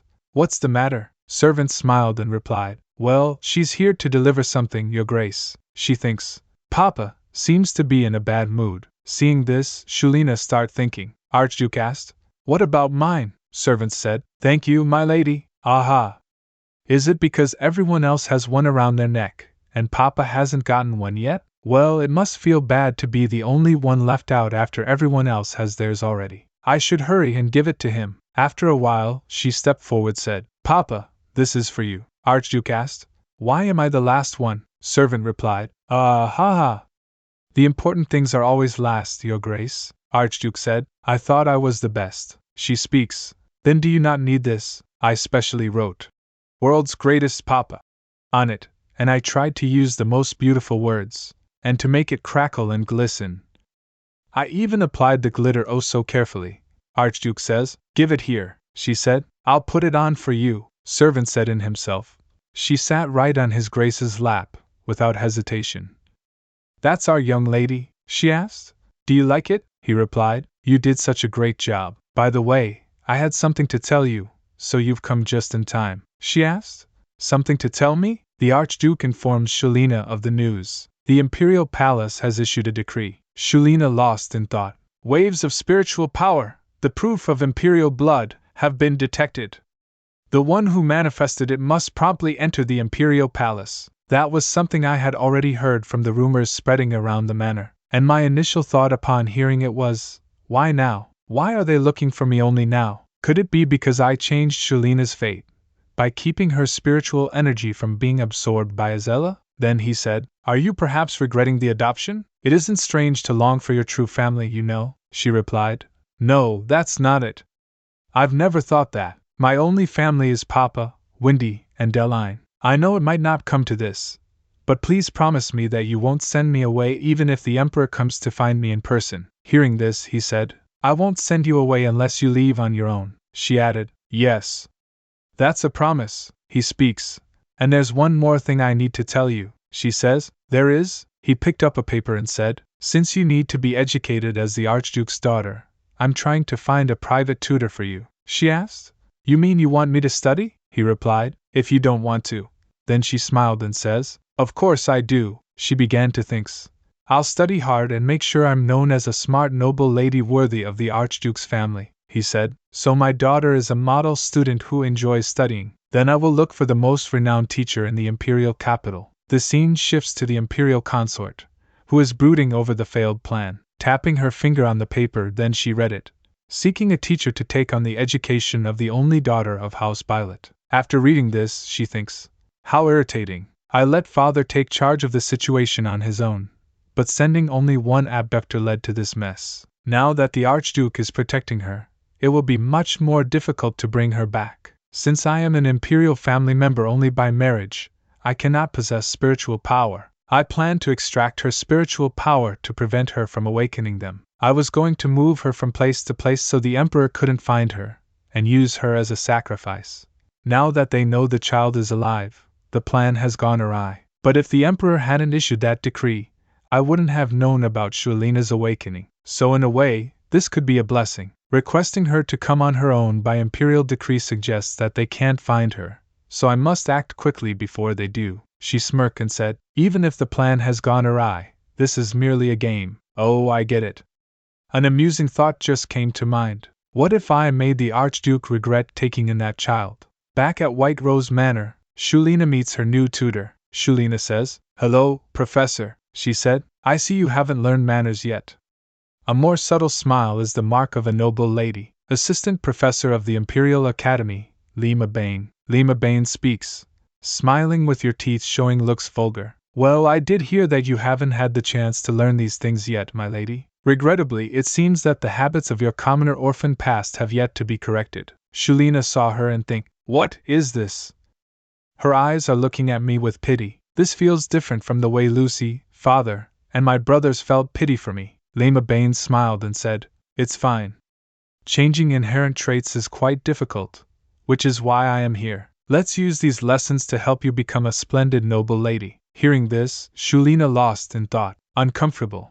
Am I behaving like a commoner orphan girl right now? She asked. What exactly is noble behavior? Do I have to be perfect to become a noble lady? Lima Bane continues to criticize Shuelina's speech and demeanor. Your pronunciation may be clear, but your diction doesn't sound noble at all. Try again, she asked. Do I have to perfect? Lima Bane says. Again, she asked.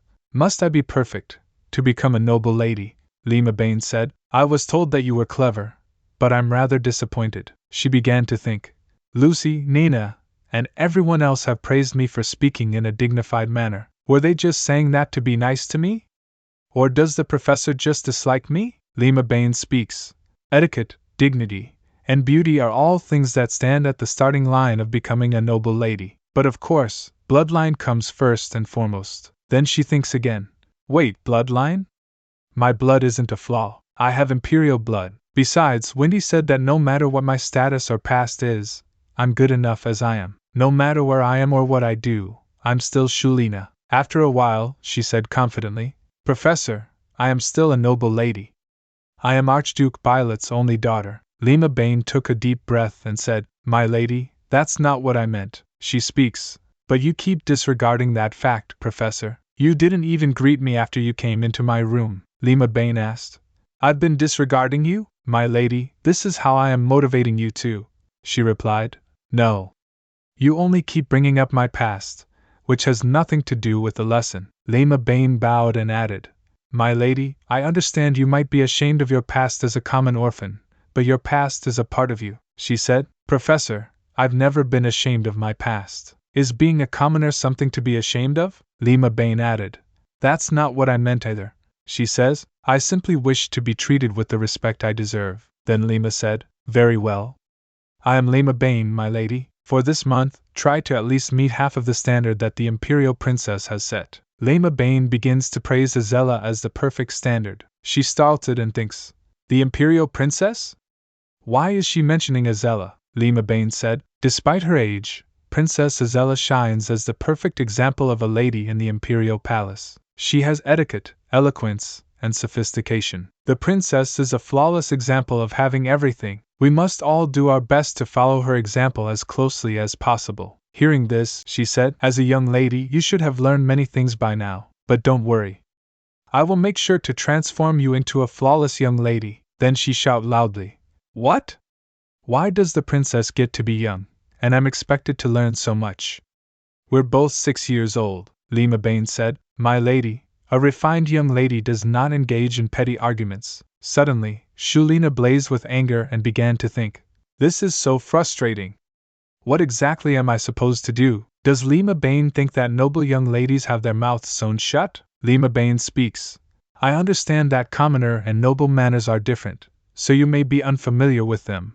But, Shuelina asked, Why have you been looking down on me just because I was a commoner? Lima Bane replied, Oh my, I'm just telling you what I see. Then Shuelina thinking, I'm no longer a commoner. But even if I were, there's no need for this kind of disrespect. Is being a noble all that matters? This is really too much. Just you wait. I'll show you how terrifying a child can be. How dare you mess with me? At dinner, Shuelina puts her plan into action. Wendy said, Enjoy your meal, Shu. Deline says, It's my favorite today. Wendy shocked and said, Shoo? Then Deline asked, Wait. Who made our little Shoo cry? She replied, Papa, big brothers. Archduke saw her shocked, stood up and asked, "What happened? Shushu, what's wrong? Why are you suddenly sobbing like this?" She thinks, "Huh! I was only trying to shed one tear, though." Archduke stepped forward and asked, "What happened? Who has made you cry so much?" she asked. "Papa, are you ashamed of me?" Archduke asked. "Huh? What do you mean? Who said such things to you?" She think, "Oh, I see." After hearing everything Professor Lima said, I was afraid that the Archduke and his family were embarrassed of me. She asked again, "Papa, am I an embarrassing child? Is it natural to be ashamed of being an orphan before?" Then Archduke asked again, "Who said such things to you?" "Was it your teacher?" she replied. "She said that as things stand now, I'm bringing shame to House Bylot. Am I a shameful daughter?" Archduke called out. "Lucy." Lucy replies, "Yes, Your Grace," he said. "Bring that teacher to me at once." Archduke confronts Professor Lima Bane. Lima Bane asked, "I heard you called for me, Your Grace," he replied, "and I heard that you used abusive language toward my daughter." Lima Bane said, "I wouldn't dare speak abusively to the young lady." He asked, "Then why did you make the child feel ashamed?" Lima Bane asked.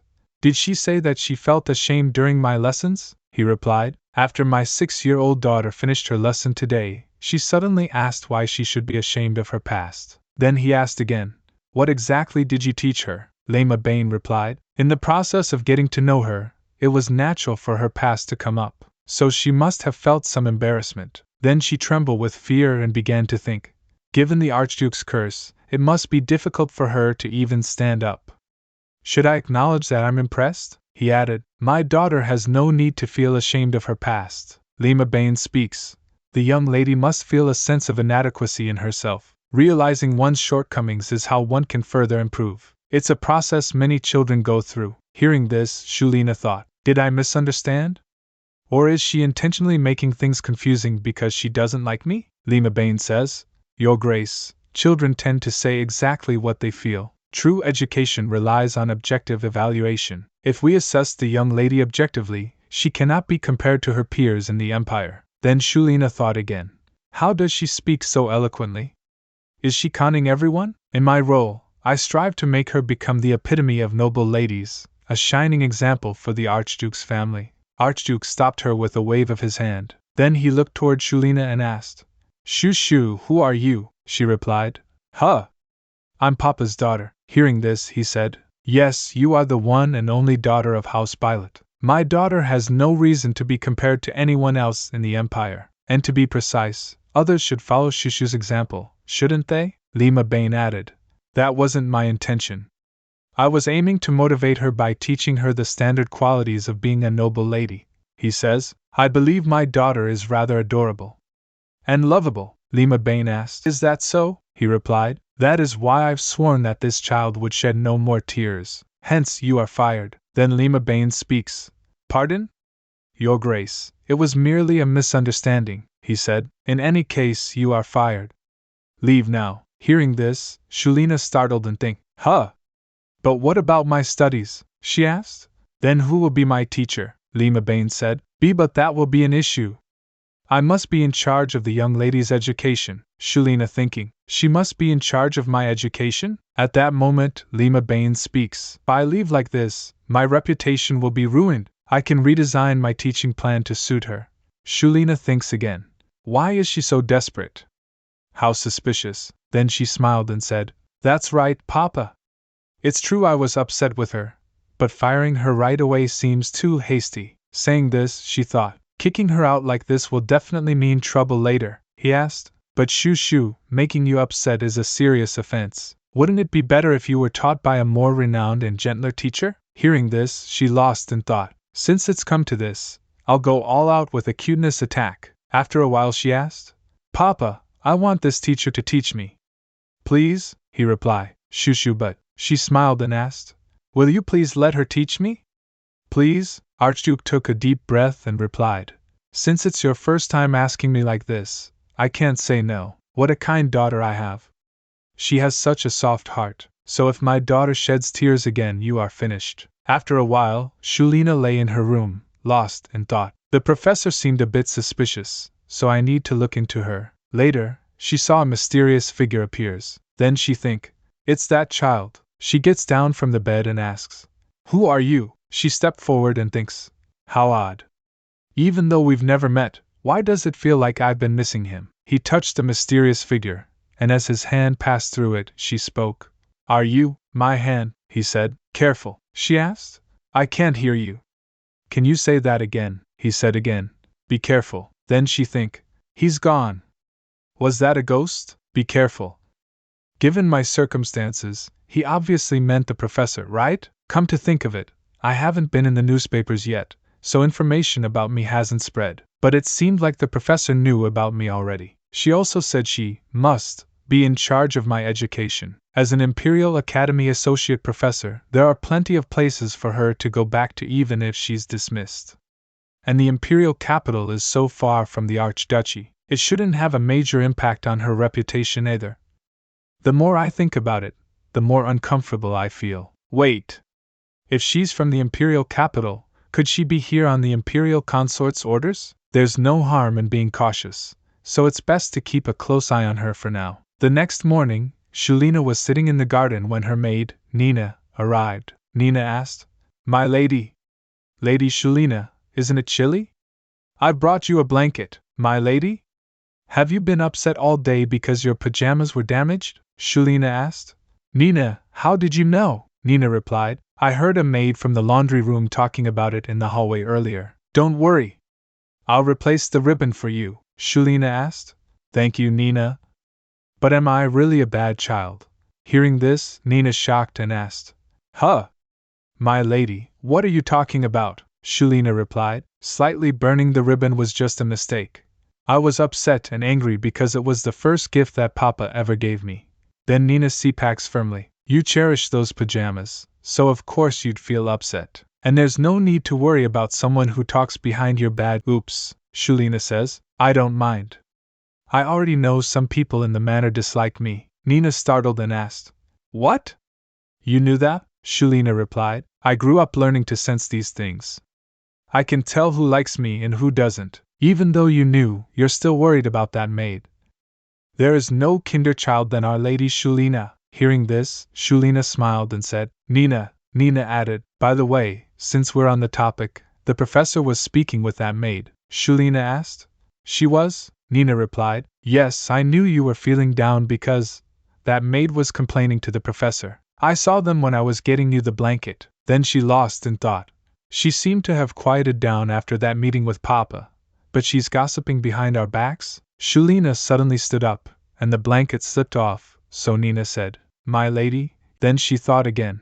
If Lima Bane holds nobility in such high regard, I need to find out what's going on. When Shuelina goes inside, she confronts the maid about the burned ribbon. Shuelina asked, What is your name? She replied, Fran, my lady. Lady Shuelina, I'm so sorry.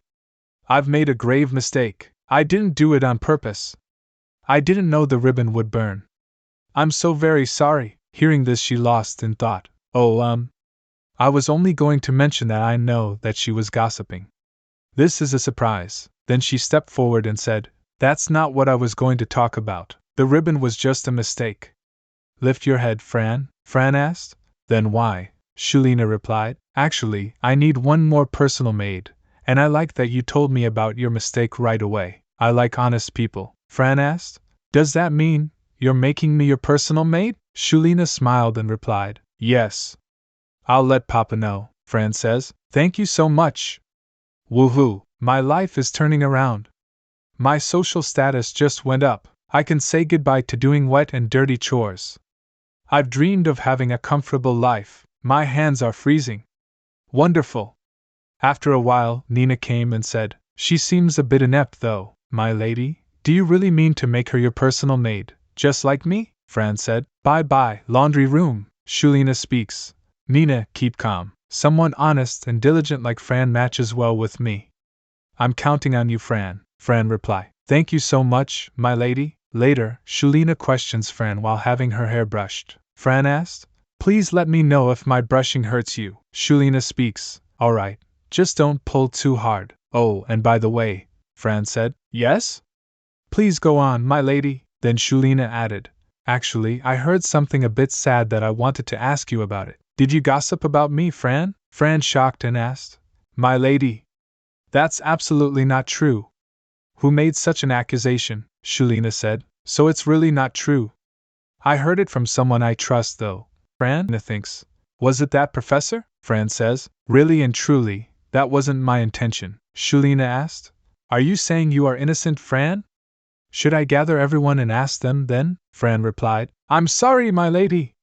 I've committed a grave sin, Shuelina said. I wanted to be friends with you, Fran, but I can't have someone who dislikes me as my personal maid, Fran added. No, that's not true. How could I dislike you, my lady? It was the professor who kept coercing me to vent my frustrations. I didn't expect that to turn into this, Shuelina asked. The professor coerced you, Fran replied. Yes, that's correct. She often brings up your name to the maids who tend to her room. She made vague remarks that couldn't be perceived as either good or bad. Then Shuelina think. I noticed that in her tone too, Fran speaks, and then she approached people who interpreted what she said as negative or who showed interest. That's how she built connections and introduced us to each other. Hearing this, Shuelina thought. According to Fran, the professor is spreading strange rumors behind my back. Now I need to find out why, Shuelina says. Fran said. Yes, the Shuelina asked. Do you think you can follow my instructions well? Fran shouted loudly. Please tell me what to do. I will do whatever you ask of me, she added. In that case, Archduke is reading a bedtime story to Shuelina. Then she said, Papa, lie down, next to me. Archduke speaks. I think I'll finish reading the book we started yesterday, she says. Wonderful. I'm ready. He flipped through the pages and read it. Piaf the piglet kept sniffing and following the scent of herbs. Piaf smelled a sweet fragrance coming from deep in the mountains. Hooray! It must be herbs this time. Oink oink, she asked. Did he find them? Did he? He read it again. When he sniffed the smell as he got closer, it turned out to be sweet chocolate, not herbs. Disappointed, Piaf gathered the chocolate and set out on the road again. As Piaf set out on the road again, he finally, Cahill knocking the door, entered the room and speaks. Your Grace, there is an urgent matter that I must report to you, Archduke said. Come back in an hour, Cahill says. I apologize, but it's rather urgent. Hearing this, she began to think. But this is Cahill. He came all the way here, so it must be something really important. Then she says, Papa, it looks like there's a problem. Go ahead and check on it. He speaks. I'm sorry. I'll be back soon, Shuelina said. See you later. See you? She thinks again. What do I do now? I wanted to read the book with Papa. Maybe I should just go eavesdrop on him. Shuelina eavesdrops on the Archduke's meeting, Cahill says. At the moment, Viscount Baldwin and Baron Elga are here. They say there is a major issue in the territory. Archduke asked. If they've come here this late, is it that serious? Cahill replied. They say they are helpless due to a plague. They want House Bylot to assist them in any way possible. Archduke asked. Have they figured out the cause? He replied. Not yet. Hearing this, she began to think. A plague? But why did they come to Papa? Papa seems to be handling it as if it's natural for him to help. Are they connected to the Archduke's family? Archduke asked again. Where are they now? He replied. For now, they've been shown to the first sitting room, she said. Lord Windert is with them at the moment. Archduke speaks. I'm sorry. It seems like I won't be able to read with you any more today. Who's here? May I meet them too? It is too late at night.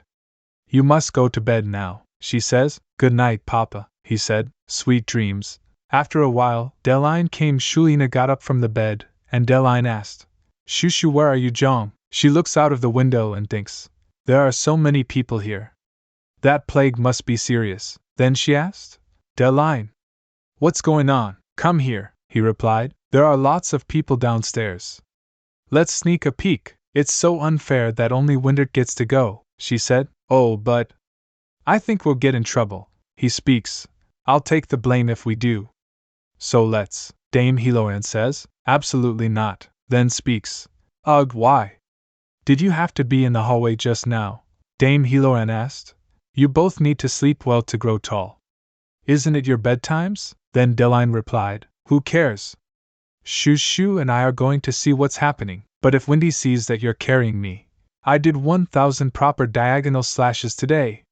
Now I can carry you around wherever, to a new world and a brighter future. Let's go on a secret adventure. Come on, Shushu. Viscount Baldwin and Baron Elga are sitting in front of the Archduke. Viscount Baldwin said, Whatever the illness is, it has devastated an entire village. Baron Elga added, 2 other villages have already been destroyed by this disease. Viscount Baldwin speaks. The residents of our region are all dying. At this rate, it will surely spread to all the territories of the Archduchy, Baron Elga said. We must come up with measures at once. Viscount Baldwin speaks again. The progression of the disease is unbelievably fast. At first, people show symptoms of a high fever and vomiting. By the 3rd day, blood pours out from every part of their bodies. How should we deal with this? Archduke said. Since doctors are also unable to determine the cause, identifying it is the top priority. We must find the cause by any means necessary. Viscount Baldwin added, We beg of you to help us, Your Grace. Shuelina and Deline were watching from behind the door. Then Shuelina started thinking. This plague seems to be both highly contagious and fatal, and the symptoms are very familiar. Could it be? Then Deline said, That sounds like a serious illness. They whisper nervously. Archduke turns toward them, stern but calm. He said, We can see you, children. One moment. Viscount Baldwin says, Your Grace, he said. Del Shushu, Hiloran, I'm holding you responsible for this. Dame Hiloran replied, My apologies, Your Grace. Hearing this, Shuelina shout, No, Papa. It was just so noisy outside that I insisted on coming down here because I couldn't sleep. And so, it was my fault. Deline speaks. It's not Shushu's fault. If you're going to scold anyone, scold me.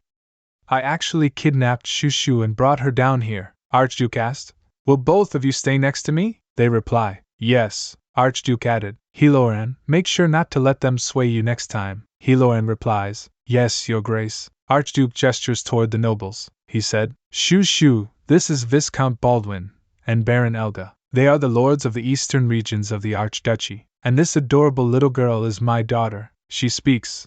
I am Shuelina de Bylot. It's a pleasure to meet you. Please resume your discussion. I'll just stay here. They asked. How can she be so well-mannered and cute? Then Archduke said, Now let us continue. Baron Elga says, Although the cause is unknown, everyone who has caught the plague has bled to death. Blood has pooled throughout the villages like a lake. Hearing this, Shuelina lost in thought. It's Ruby Lake disease. Yes, I knew I had heard about it somewhere before. It's the incident where Azella solves the case with her spiritual powers and gets praised as a saint. But why is it happening already? Ruby Lake disease is an illness that occurs around the midpoint of the original novel, and it isn't supposed to occur in the Archduchy. The plague should break out in regions that favor the Imperial consort. Ruby Lake disease actually starts by ingesting poison. After tracking the source of the poison, Azella and Papa confront each other, and Papa is beheaded. That's when Windy becomes the new Archduke. It's Azella's seductive power. Papa is falsely accused and beheaded because of that spiritual power. She trembled with fear. Archduke saw her and asked, Shushu, Shushu, are you feeling sick? Kahil. Bring Baden here, she said. No, I'm fine. I'm just a little scared. Then Deline smiled and said, Shushu, you're still a baby, so of course you're scared. But don't worry so much. Shuelina clings to her father's sleeve. Then she asked, But what if you, Windy, and Papa get sick too? And will my friends at the orphanage be alright? Archduke replied, They're all fine. We will resolve this in no time. Hearing this, she began to think, Really? What if the damage to the territory worsens, and they come to find that the source is the Imperial palace? What if they frame Papa? Will I lose another family? After a while, Archduke speaks. Shushu, I'll take you to your room. Or would you like to sleep with me tonight? She said. No, I'll go with Del. Deline added. I knew my Shushu would rely on me. Yes, she says. You just seem the least busy, Deline. The two lay down on the bed side by side, candlelight flickering. He speaks. Are you alright, Shushu? I didn't expect you to be so scared. Just lean on me and sleep well tonight. If the disease gets near, we'll drive it away. I'll protect you so that the disease doesn't come anywhere near you. Shall we sleep now? Hearing this, she started thinking. To be honest, I'm much more concerned about my family than about getting sick myself. Huh! But it's not a disease.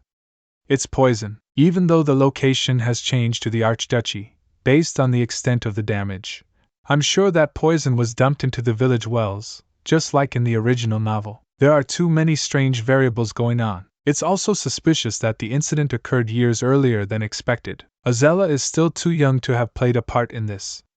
So how did the poison spread? Could it be? He shocked and asked. What's the matter, Shushu? She asked. Deline. If someone is being framed, who would be the real culprit? He asked again. What are you talking about all of a sudden? She replied. A book. I'm talking about a book I've been reading. Then he speaks. Isn't the person who first says, that person is the culprit, always the real culprit? Or it could be someone who benefits from accusing someone else. Hearing this, she lost in thought. Azella was the first to point out the culprit. So does this situation benefit the Imperial consort? Did she murder entire villages just for her own benefit? Does Azella become a saint through such a cruel scheme? I don't recall reading anything like that. Then she bit her thumb and said in herself, if the original event is orchestrated, then the culprit this time would be the same. So it's obvious that I'm the reason the incident is happening sooner. It's all because the Archduke adopted me. So, is it because they can't steal my spiritual power anymore? He asked. Shushu, are you alright? She asked. What should I do? Asking this, she began to think, is that why they're targeting the Archduke's territory? How can I resolve this? What should I do? He hugged Shuelina and said, don't worry, Shushu. I'll protect you no matter what. The next morning Fran came with a bottle of poison. Fran's hands trembled with fear and she said, my lady, she really took the bait. Taking the poison, she says, it's done. Explain to me exactly what happened, Fran. Fran speaks, my lady, I'm so scared. If I had known this about her, I would have never been friendly with her. She asked, so what happened? When Shuelina opens it, she thinking, this scent. This could lead to a disaster. This smell could be dangerous. I'll have to be more careful next time. Huh! The color, it's transparent now. Fran gently squeezes his hand, voice trembling. She told me to hide that vial in your vanity. That way you'd be thrown out. It's obviously something dangerous. If anyone sees it, it's a strange liquid, Shuelina asked. So you brought it to me because I asked you to go along with her? Fran replied. Yes. She warned me that if I didn't do it, she'd expose that I gossiped about you, my lady. She was unaware that you had already forgiven me, Shuelina asked firmly. Tell the professor that you did what she asked. If she tells you to do anything else, just do it and let me know, Fran added. Understood. Then Shuelina lost in thought. Why would she want to hide this in my room? Will I get thrown out of the manor because of this vial? What exactly is it? That's it. This must be Ruby Lake poison. After I was adopted, a plague spread throughout the Archduchy due to a certain poison. If this deadly poison is found in my room, be at least exiled, and at most executed. But they still need me for my spiritual power, so they wouldn't let me die. The fact that I'm a daughter of the Archduke, and that I'm still so young, would get me exiled rather than executed. And if the Imperial consort takes me away afterward, it would diverge from the original plot, but I would still end up back in her clutches. But why wasn't I imprisoned in her father's estate as a newborn? Why was I sent to an orphanage instead? Joining the Archduke's family makes it harder to steal my power. So they must have decided to release the hidden poison years earlier. After a while, Nina came and asked, what is that, my lady? I don't think it's one of your belongings, Shuelina replied. Fran brought it to me. Nina speaks. Is it perfume? You're still much too young to use that, Shuelina added. It's not perfume. It's actually poison, Nina says. Your Grace. Then she think. That would happen, huh, my lady? Shuelina said. Professor Lima Bain told Fran to hide it in my room. Nina asked. Huh? But what is it? Shuelina replied. I'm not sure either. Maybe I should go ask her. Then Nina asked. You want to go yourself? Should I go instead? Shuelina replied. No, I'll go by myself. Later, Shuelina knocks on the door and enters the professor's room. She said, yes, come in. Then Shuelina says, hello, Professor. She speaks. Lady Shuelina? This isn't where we study, and it's not even time for class yet. Shuelina speaks. I came to ask you something, Professor. Then Shuelina grabbed her hand. She pulls her hand back and speaks. Oh. I don't like being grabbed, I did that out of habit. I'm sorry, Shuelina rubbing her hand in reply. It's alright. Then Shuelina began to think. She doesn't have many belongings. Was her plan to release the poison and leave from the start? After a while she asked. Your suitcase is out. Are you going somewhere? She smiled and thinks. Does that mean she won't answer me? Shuelina said. Oh, right about this. I found this in my room, so I came to ask you what it is. She asked. I don't know. Why are you asking me? Shuelina replied. You don't know? I thought if anyone knew what it was, it would be you, Professor, she added. Well, I don't. Shuelina smiled and said, this poison smells exactly like the fragrance you use, Professor. Suddenly Fran came and called out, Professor, you can't even properly hide something in a child's room. Hearing this, she clenched his fist and says, how pathetic. I guess there's no choice now. Then she grabbed Shuelina's arm. She asked, what are you doing? How did you know this was poison? Shuelina asked. Did the Imperial consort send you? She said. Fran trembled with fear and reply. Yes, she speaks. Come over here, confiscate the bottle, and hold her arms back. Shuelina says. Fran? You? Fran asked. Professor, what are you trying to do? Then Shuelina thinks. The suitcase. It's big enough for me to fit. At that moment, Shuelina shouted loudly. You were planning to kidnap me from the start? I knew you were a bad person, she said. I'm a bad person. The bad one is you. After poisoning the Archduchy, you killed countless people and ran away. Because you're a bad little girl. Shuelina is now a murderer who has fled on her own. Fran, you're my accomplice, so that includes you too. Then she opened his suitcase, pulled out a small piece of cloth, and asked softly, what do you think you need to do to survive? Hearing this, Fran asked, what do you want me to do? She replied, the adopted daughter of the Archduke's family is cursed, so people started dying as soon as she became one of them. Spread that rumor, and in a few days testify that you found a bottle of poison in her room. Then Shuelina began to think. So the reason choose to meet with those who disliked me was to frame me for poisoning the Archduchy, she said. Now, it's time to disappear. Then suddenly, the Archduke flung the door open and shouted loudly. Shoo shoo, Dame Heloran said. Lady Shuelina's wrists. Wendy speaks. Shoo shoo. Are you okay? When I won't forgive you. We should have gotten rid of her when you cried, Shuelina replied. Wendy, I'm fine. Archduke grabbed Lima Bane by the neck and lifted her up. Then Dame Heloran said, Your Grace, Lady Shuelina is watching. Archduke asked angrily, how dare you threaten my daughter? She replied, please spare me. Archduke says, she can't die yet. Then Shuelina shouted loudly, Papa, the professor is the culprit behind all of the deaths. She might have an antidote. We also have to find out where else she spread the poison. Archduke said, Dame Heloran, take Shuelina to her room. Dame Heloran replied, yes, Your Grace. Hearing this, Fran asked, I'm innocent. Please help me. Please rely me, my lady. Shuelina speaks. Wendy, I'll take Fran with me, Wendy said. I know that's what you want, but I think we should imprison her this time. Shuelina says, but Fran was my spy who approached the professor at my request. You want to go yourself? Shuelina makes a plan. Fran and Nina stood in front of Shuelina. Then Nina asked, should I go instead? Shuelina replied, no, I'll go myself. But Nina, in about 10 minutes, bring Papa or Wendy to her room. And Fran, come into the room in about 5 minutes and pretend to be on her side. We need to find out what she's planning, they said, both of them. Yes, my lady, Shuelina said. She was just fulfilling her duty to me. She speaks while crying. My lady, Shuelina says. Fran, you can just do what you usually do. A little later, when Shuelina gets her hair brushed, then Fran smiled and said, what are you talking about? I've always done this, Shuelina asked. Is that so? Fran replied. Actually, that's not true. I thought you were going to abandon me earlier. She was just fulfilling her duty to me. Fran speaks. But you saved my life by covering up my wrongdoings. You could have easily punished me just for speaking ill of you. But you generously forgave me even though I only saw you as a benefit for me. You are really an angel. My lady, my angel, Shuelina said. That's not quite what happened. Suddenly, Wendy came and called out, Shoo shoo. How are you feeling? Shuelina stepped forward and asked, what about the antidote?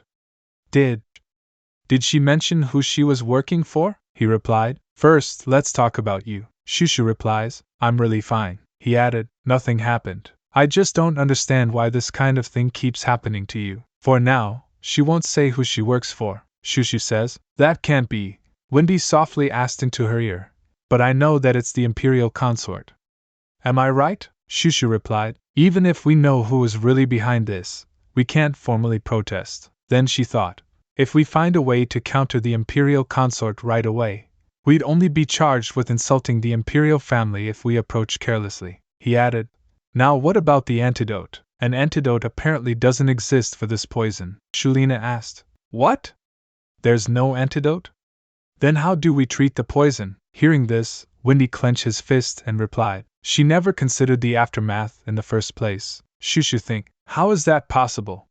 She's part of the Imperial family. Doesn't she have a responsibility to look after the people? Innocent people are vomiting blood and dying. Even if they do live in the Archduchy, they're Imperial subjects too. Unforgivable. He speaks. Father will be here soon. He wants to decide on her punishment and take care of things first. Shushu added. He must be busy, he said. Shushu! You almost got kidnapped today. It's not good to be used to this.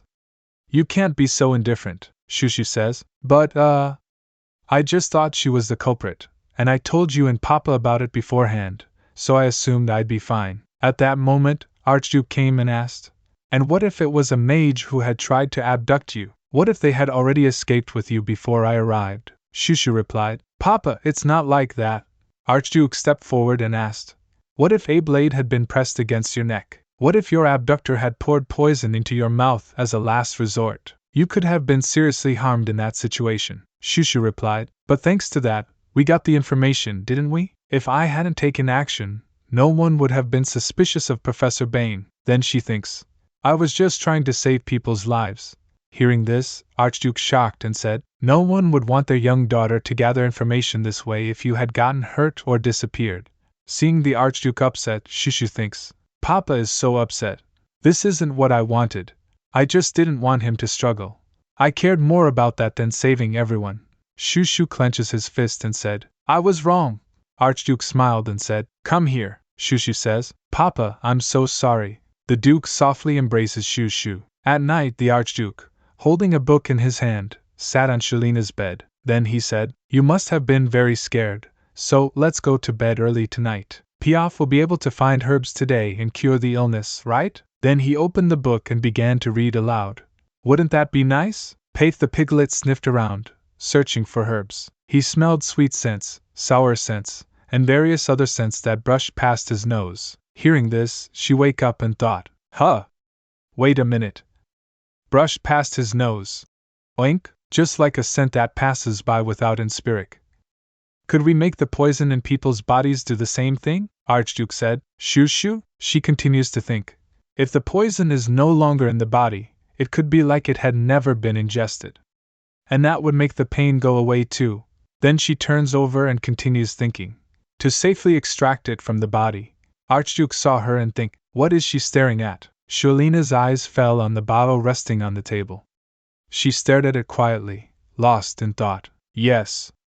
We could wrap the poison like that and let it out. The Archduke suddenly reaches out and grabs the bottle from the table. If Shuelina's spiritual power can turn imagination into reality, then I can manifest anything I want as long as I know what it is in detail. Then she said, Papa, please give that to me. He asked. What is this? She replied. It's an important tool. She began to think again. After I use the poison I have as a medium to trace the poison in the body, I can make the poison leave the body. The object to trap the poison and extract it should be small enough to be ingested, and it should ideally be round so it can hold the poison. Fortunately, this looks quite sturdy. It should be fine to swallow. At that moment she speaks. You can give this to those who have ingested the poison. It will separate the poison from a person's body and expel it. You should hurry and give this to the people, he said. Shushu. Suddenly she lays her head in the Archduke's lap and speaks. Papa, everyone will get better, right? And I hope you won't have a hard time anymore now, he replied. Yes, thanks to my daughter, I'm not having a hard time. She asked. Really, he replied. My little girl, who isn't even fully grown yet, is worrying so much about her papa. She added, I don't mind. I'm glad I could save everyone. The next morning, Shushu picked up the newspaper and began reading. This turned out absolutely amazing. The young lady of House Bylot saves the Archduchy. Franz smiled and said, choosing the dress with a large ribbon was a brilliant move. I truly have a great eye. Nina speaks. You really look like a doll, my lady, she said. I truly have a great eye. Then she lost in thought. With this article, my existence has been announced to the world. Even I can't deny that. With this article, my existence has been announced to the world. This tells the story of how I helped create the beads, but it excludes any mention of my spiritual power. I have suddenly become the Archduke's genius daughter. Furthermore, now that Papa's effort to resolve the situation has come to light, the mysterious illness is cured. I've heard that the family's reputation within the Archduchy has improved compared to before, Nina said. Did you know? House Bylot has bought a huge amount of newspapers, Fran says. That's right. The newspaper publisher must have been really pleased. Your article has become so popular that they decided to print extra copies. Then Shushu speaks. We only need enough for everyone to read, so why did we buy so many? Fran says. It contains an article about you, my lady. So it seems we're collecting them. I heard that all of those newspapers went into the rooms of the Archduke and the young masters. Shushu thinks, does this have something to do with that conversation yesterday? Everyone was seated at the dining table when Wendy began to ask, is buying the newspaper company going well? Archduke replied, of course it is. Hearing this, Shushu lost in thought. Are they going into the newspaper business? Are they thinking of purchasing a newspaper company for my cake? Seriously, everyone is being so excessive. Then Shushu asked, Nina, Fran, can you make me look really, really pretty today? Nina replied, oh my, certainly. Fran replied, where are you going? I'll make sure you look stunning. The next day, they go to the market. Shushu smiled and said, Papa, come this way. He speaks. If we don't see all of the market today, we can just come back another time, so don't run. Shushu asked, really? Then she began to think. Oh, but I know how busy Papa is. I know that he reads to me every night, and then goes back to work. He said, Shushu, I'm a strong knight who doesn't succumb to tiredness. Hearing this, she started thinking, that's right. We're celebrating that we solved this last incident. At least for today, I should really enjoy my time with Papa. After a while, they enter a shop. Shopkeeper said, welcome? Then she thought, what is it about Papa that has her shaking like this? He's not a villain. He's a kind person. Even though he has a small amount of his family curse, it shouldn't be that much of a problem. Is Papa used to this kind of thing? I wonder how many people have stayed away from him. So fac. He looks completely fine. He asked, what's wrong, Shushu? Do you want Papa to read the name of a candy for you? She think again. Let's just buy what I want and leave quickly. Today is just for the two of us. There's no time to feel bad. Shopkeeper said, please let me know if there are any specific items you want. Hearing this, she think again. Mint flavor isn't too sweet, so I think Papa would like it too. Then she asked, Papa, how about that one? He asked, would you like to taste it? He ate it and said, it's not bad. She thought, I think he likes it. At that moment she speaks. Please pack all the mint-flavored candies you have. Shopkeeper says, pardon. All of it? She smiled and says, please pack some to take with us and send the rest to the Archduke's manor right away. Then she thought again. I saved up all the pocket money I got from Lucy just for this moment. She recalls that Lucy said, I'm so proud of you, my lady. When she walked out of the shop, the shopkeeper said, thank you. Please come again. She speaks. Papa, I just want to thank you. This is for you, Papa. It's a present. Shushu presented the box of candy to the Archduke and began to think. I've really wanted to give Papa the first thing I ever bought by myself. Then she said, please have some while you work. It'll wake you up. Suddenly, a man collided, and the box fell. Shushu saw him and thought, huh? Why do I feel like I've seen this person before? Please remember to like and subscribe if you enjoyed the video, as it really helps our channel grow. Thanks.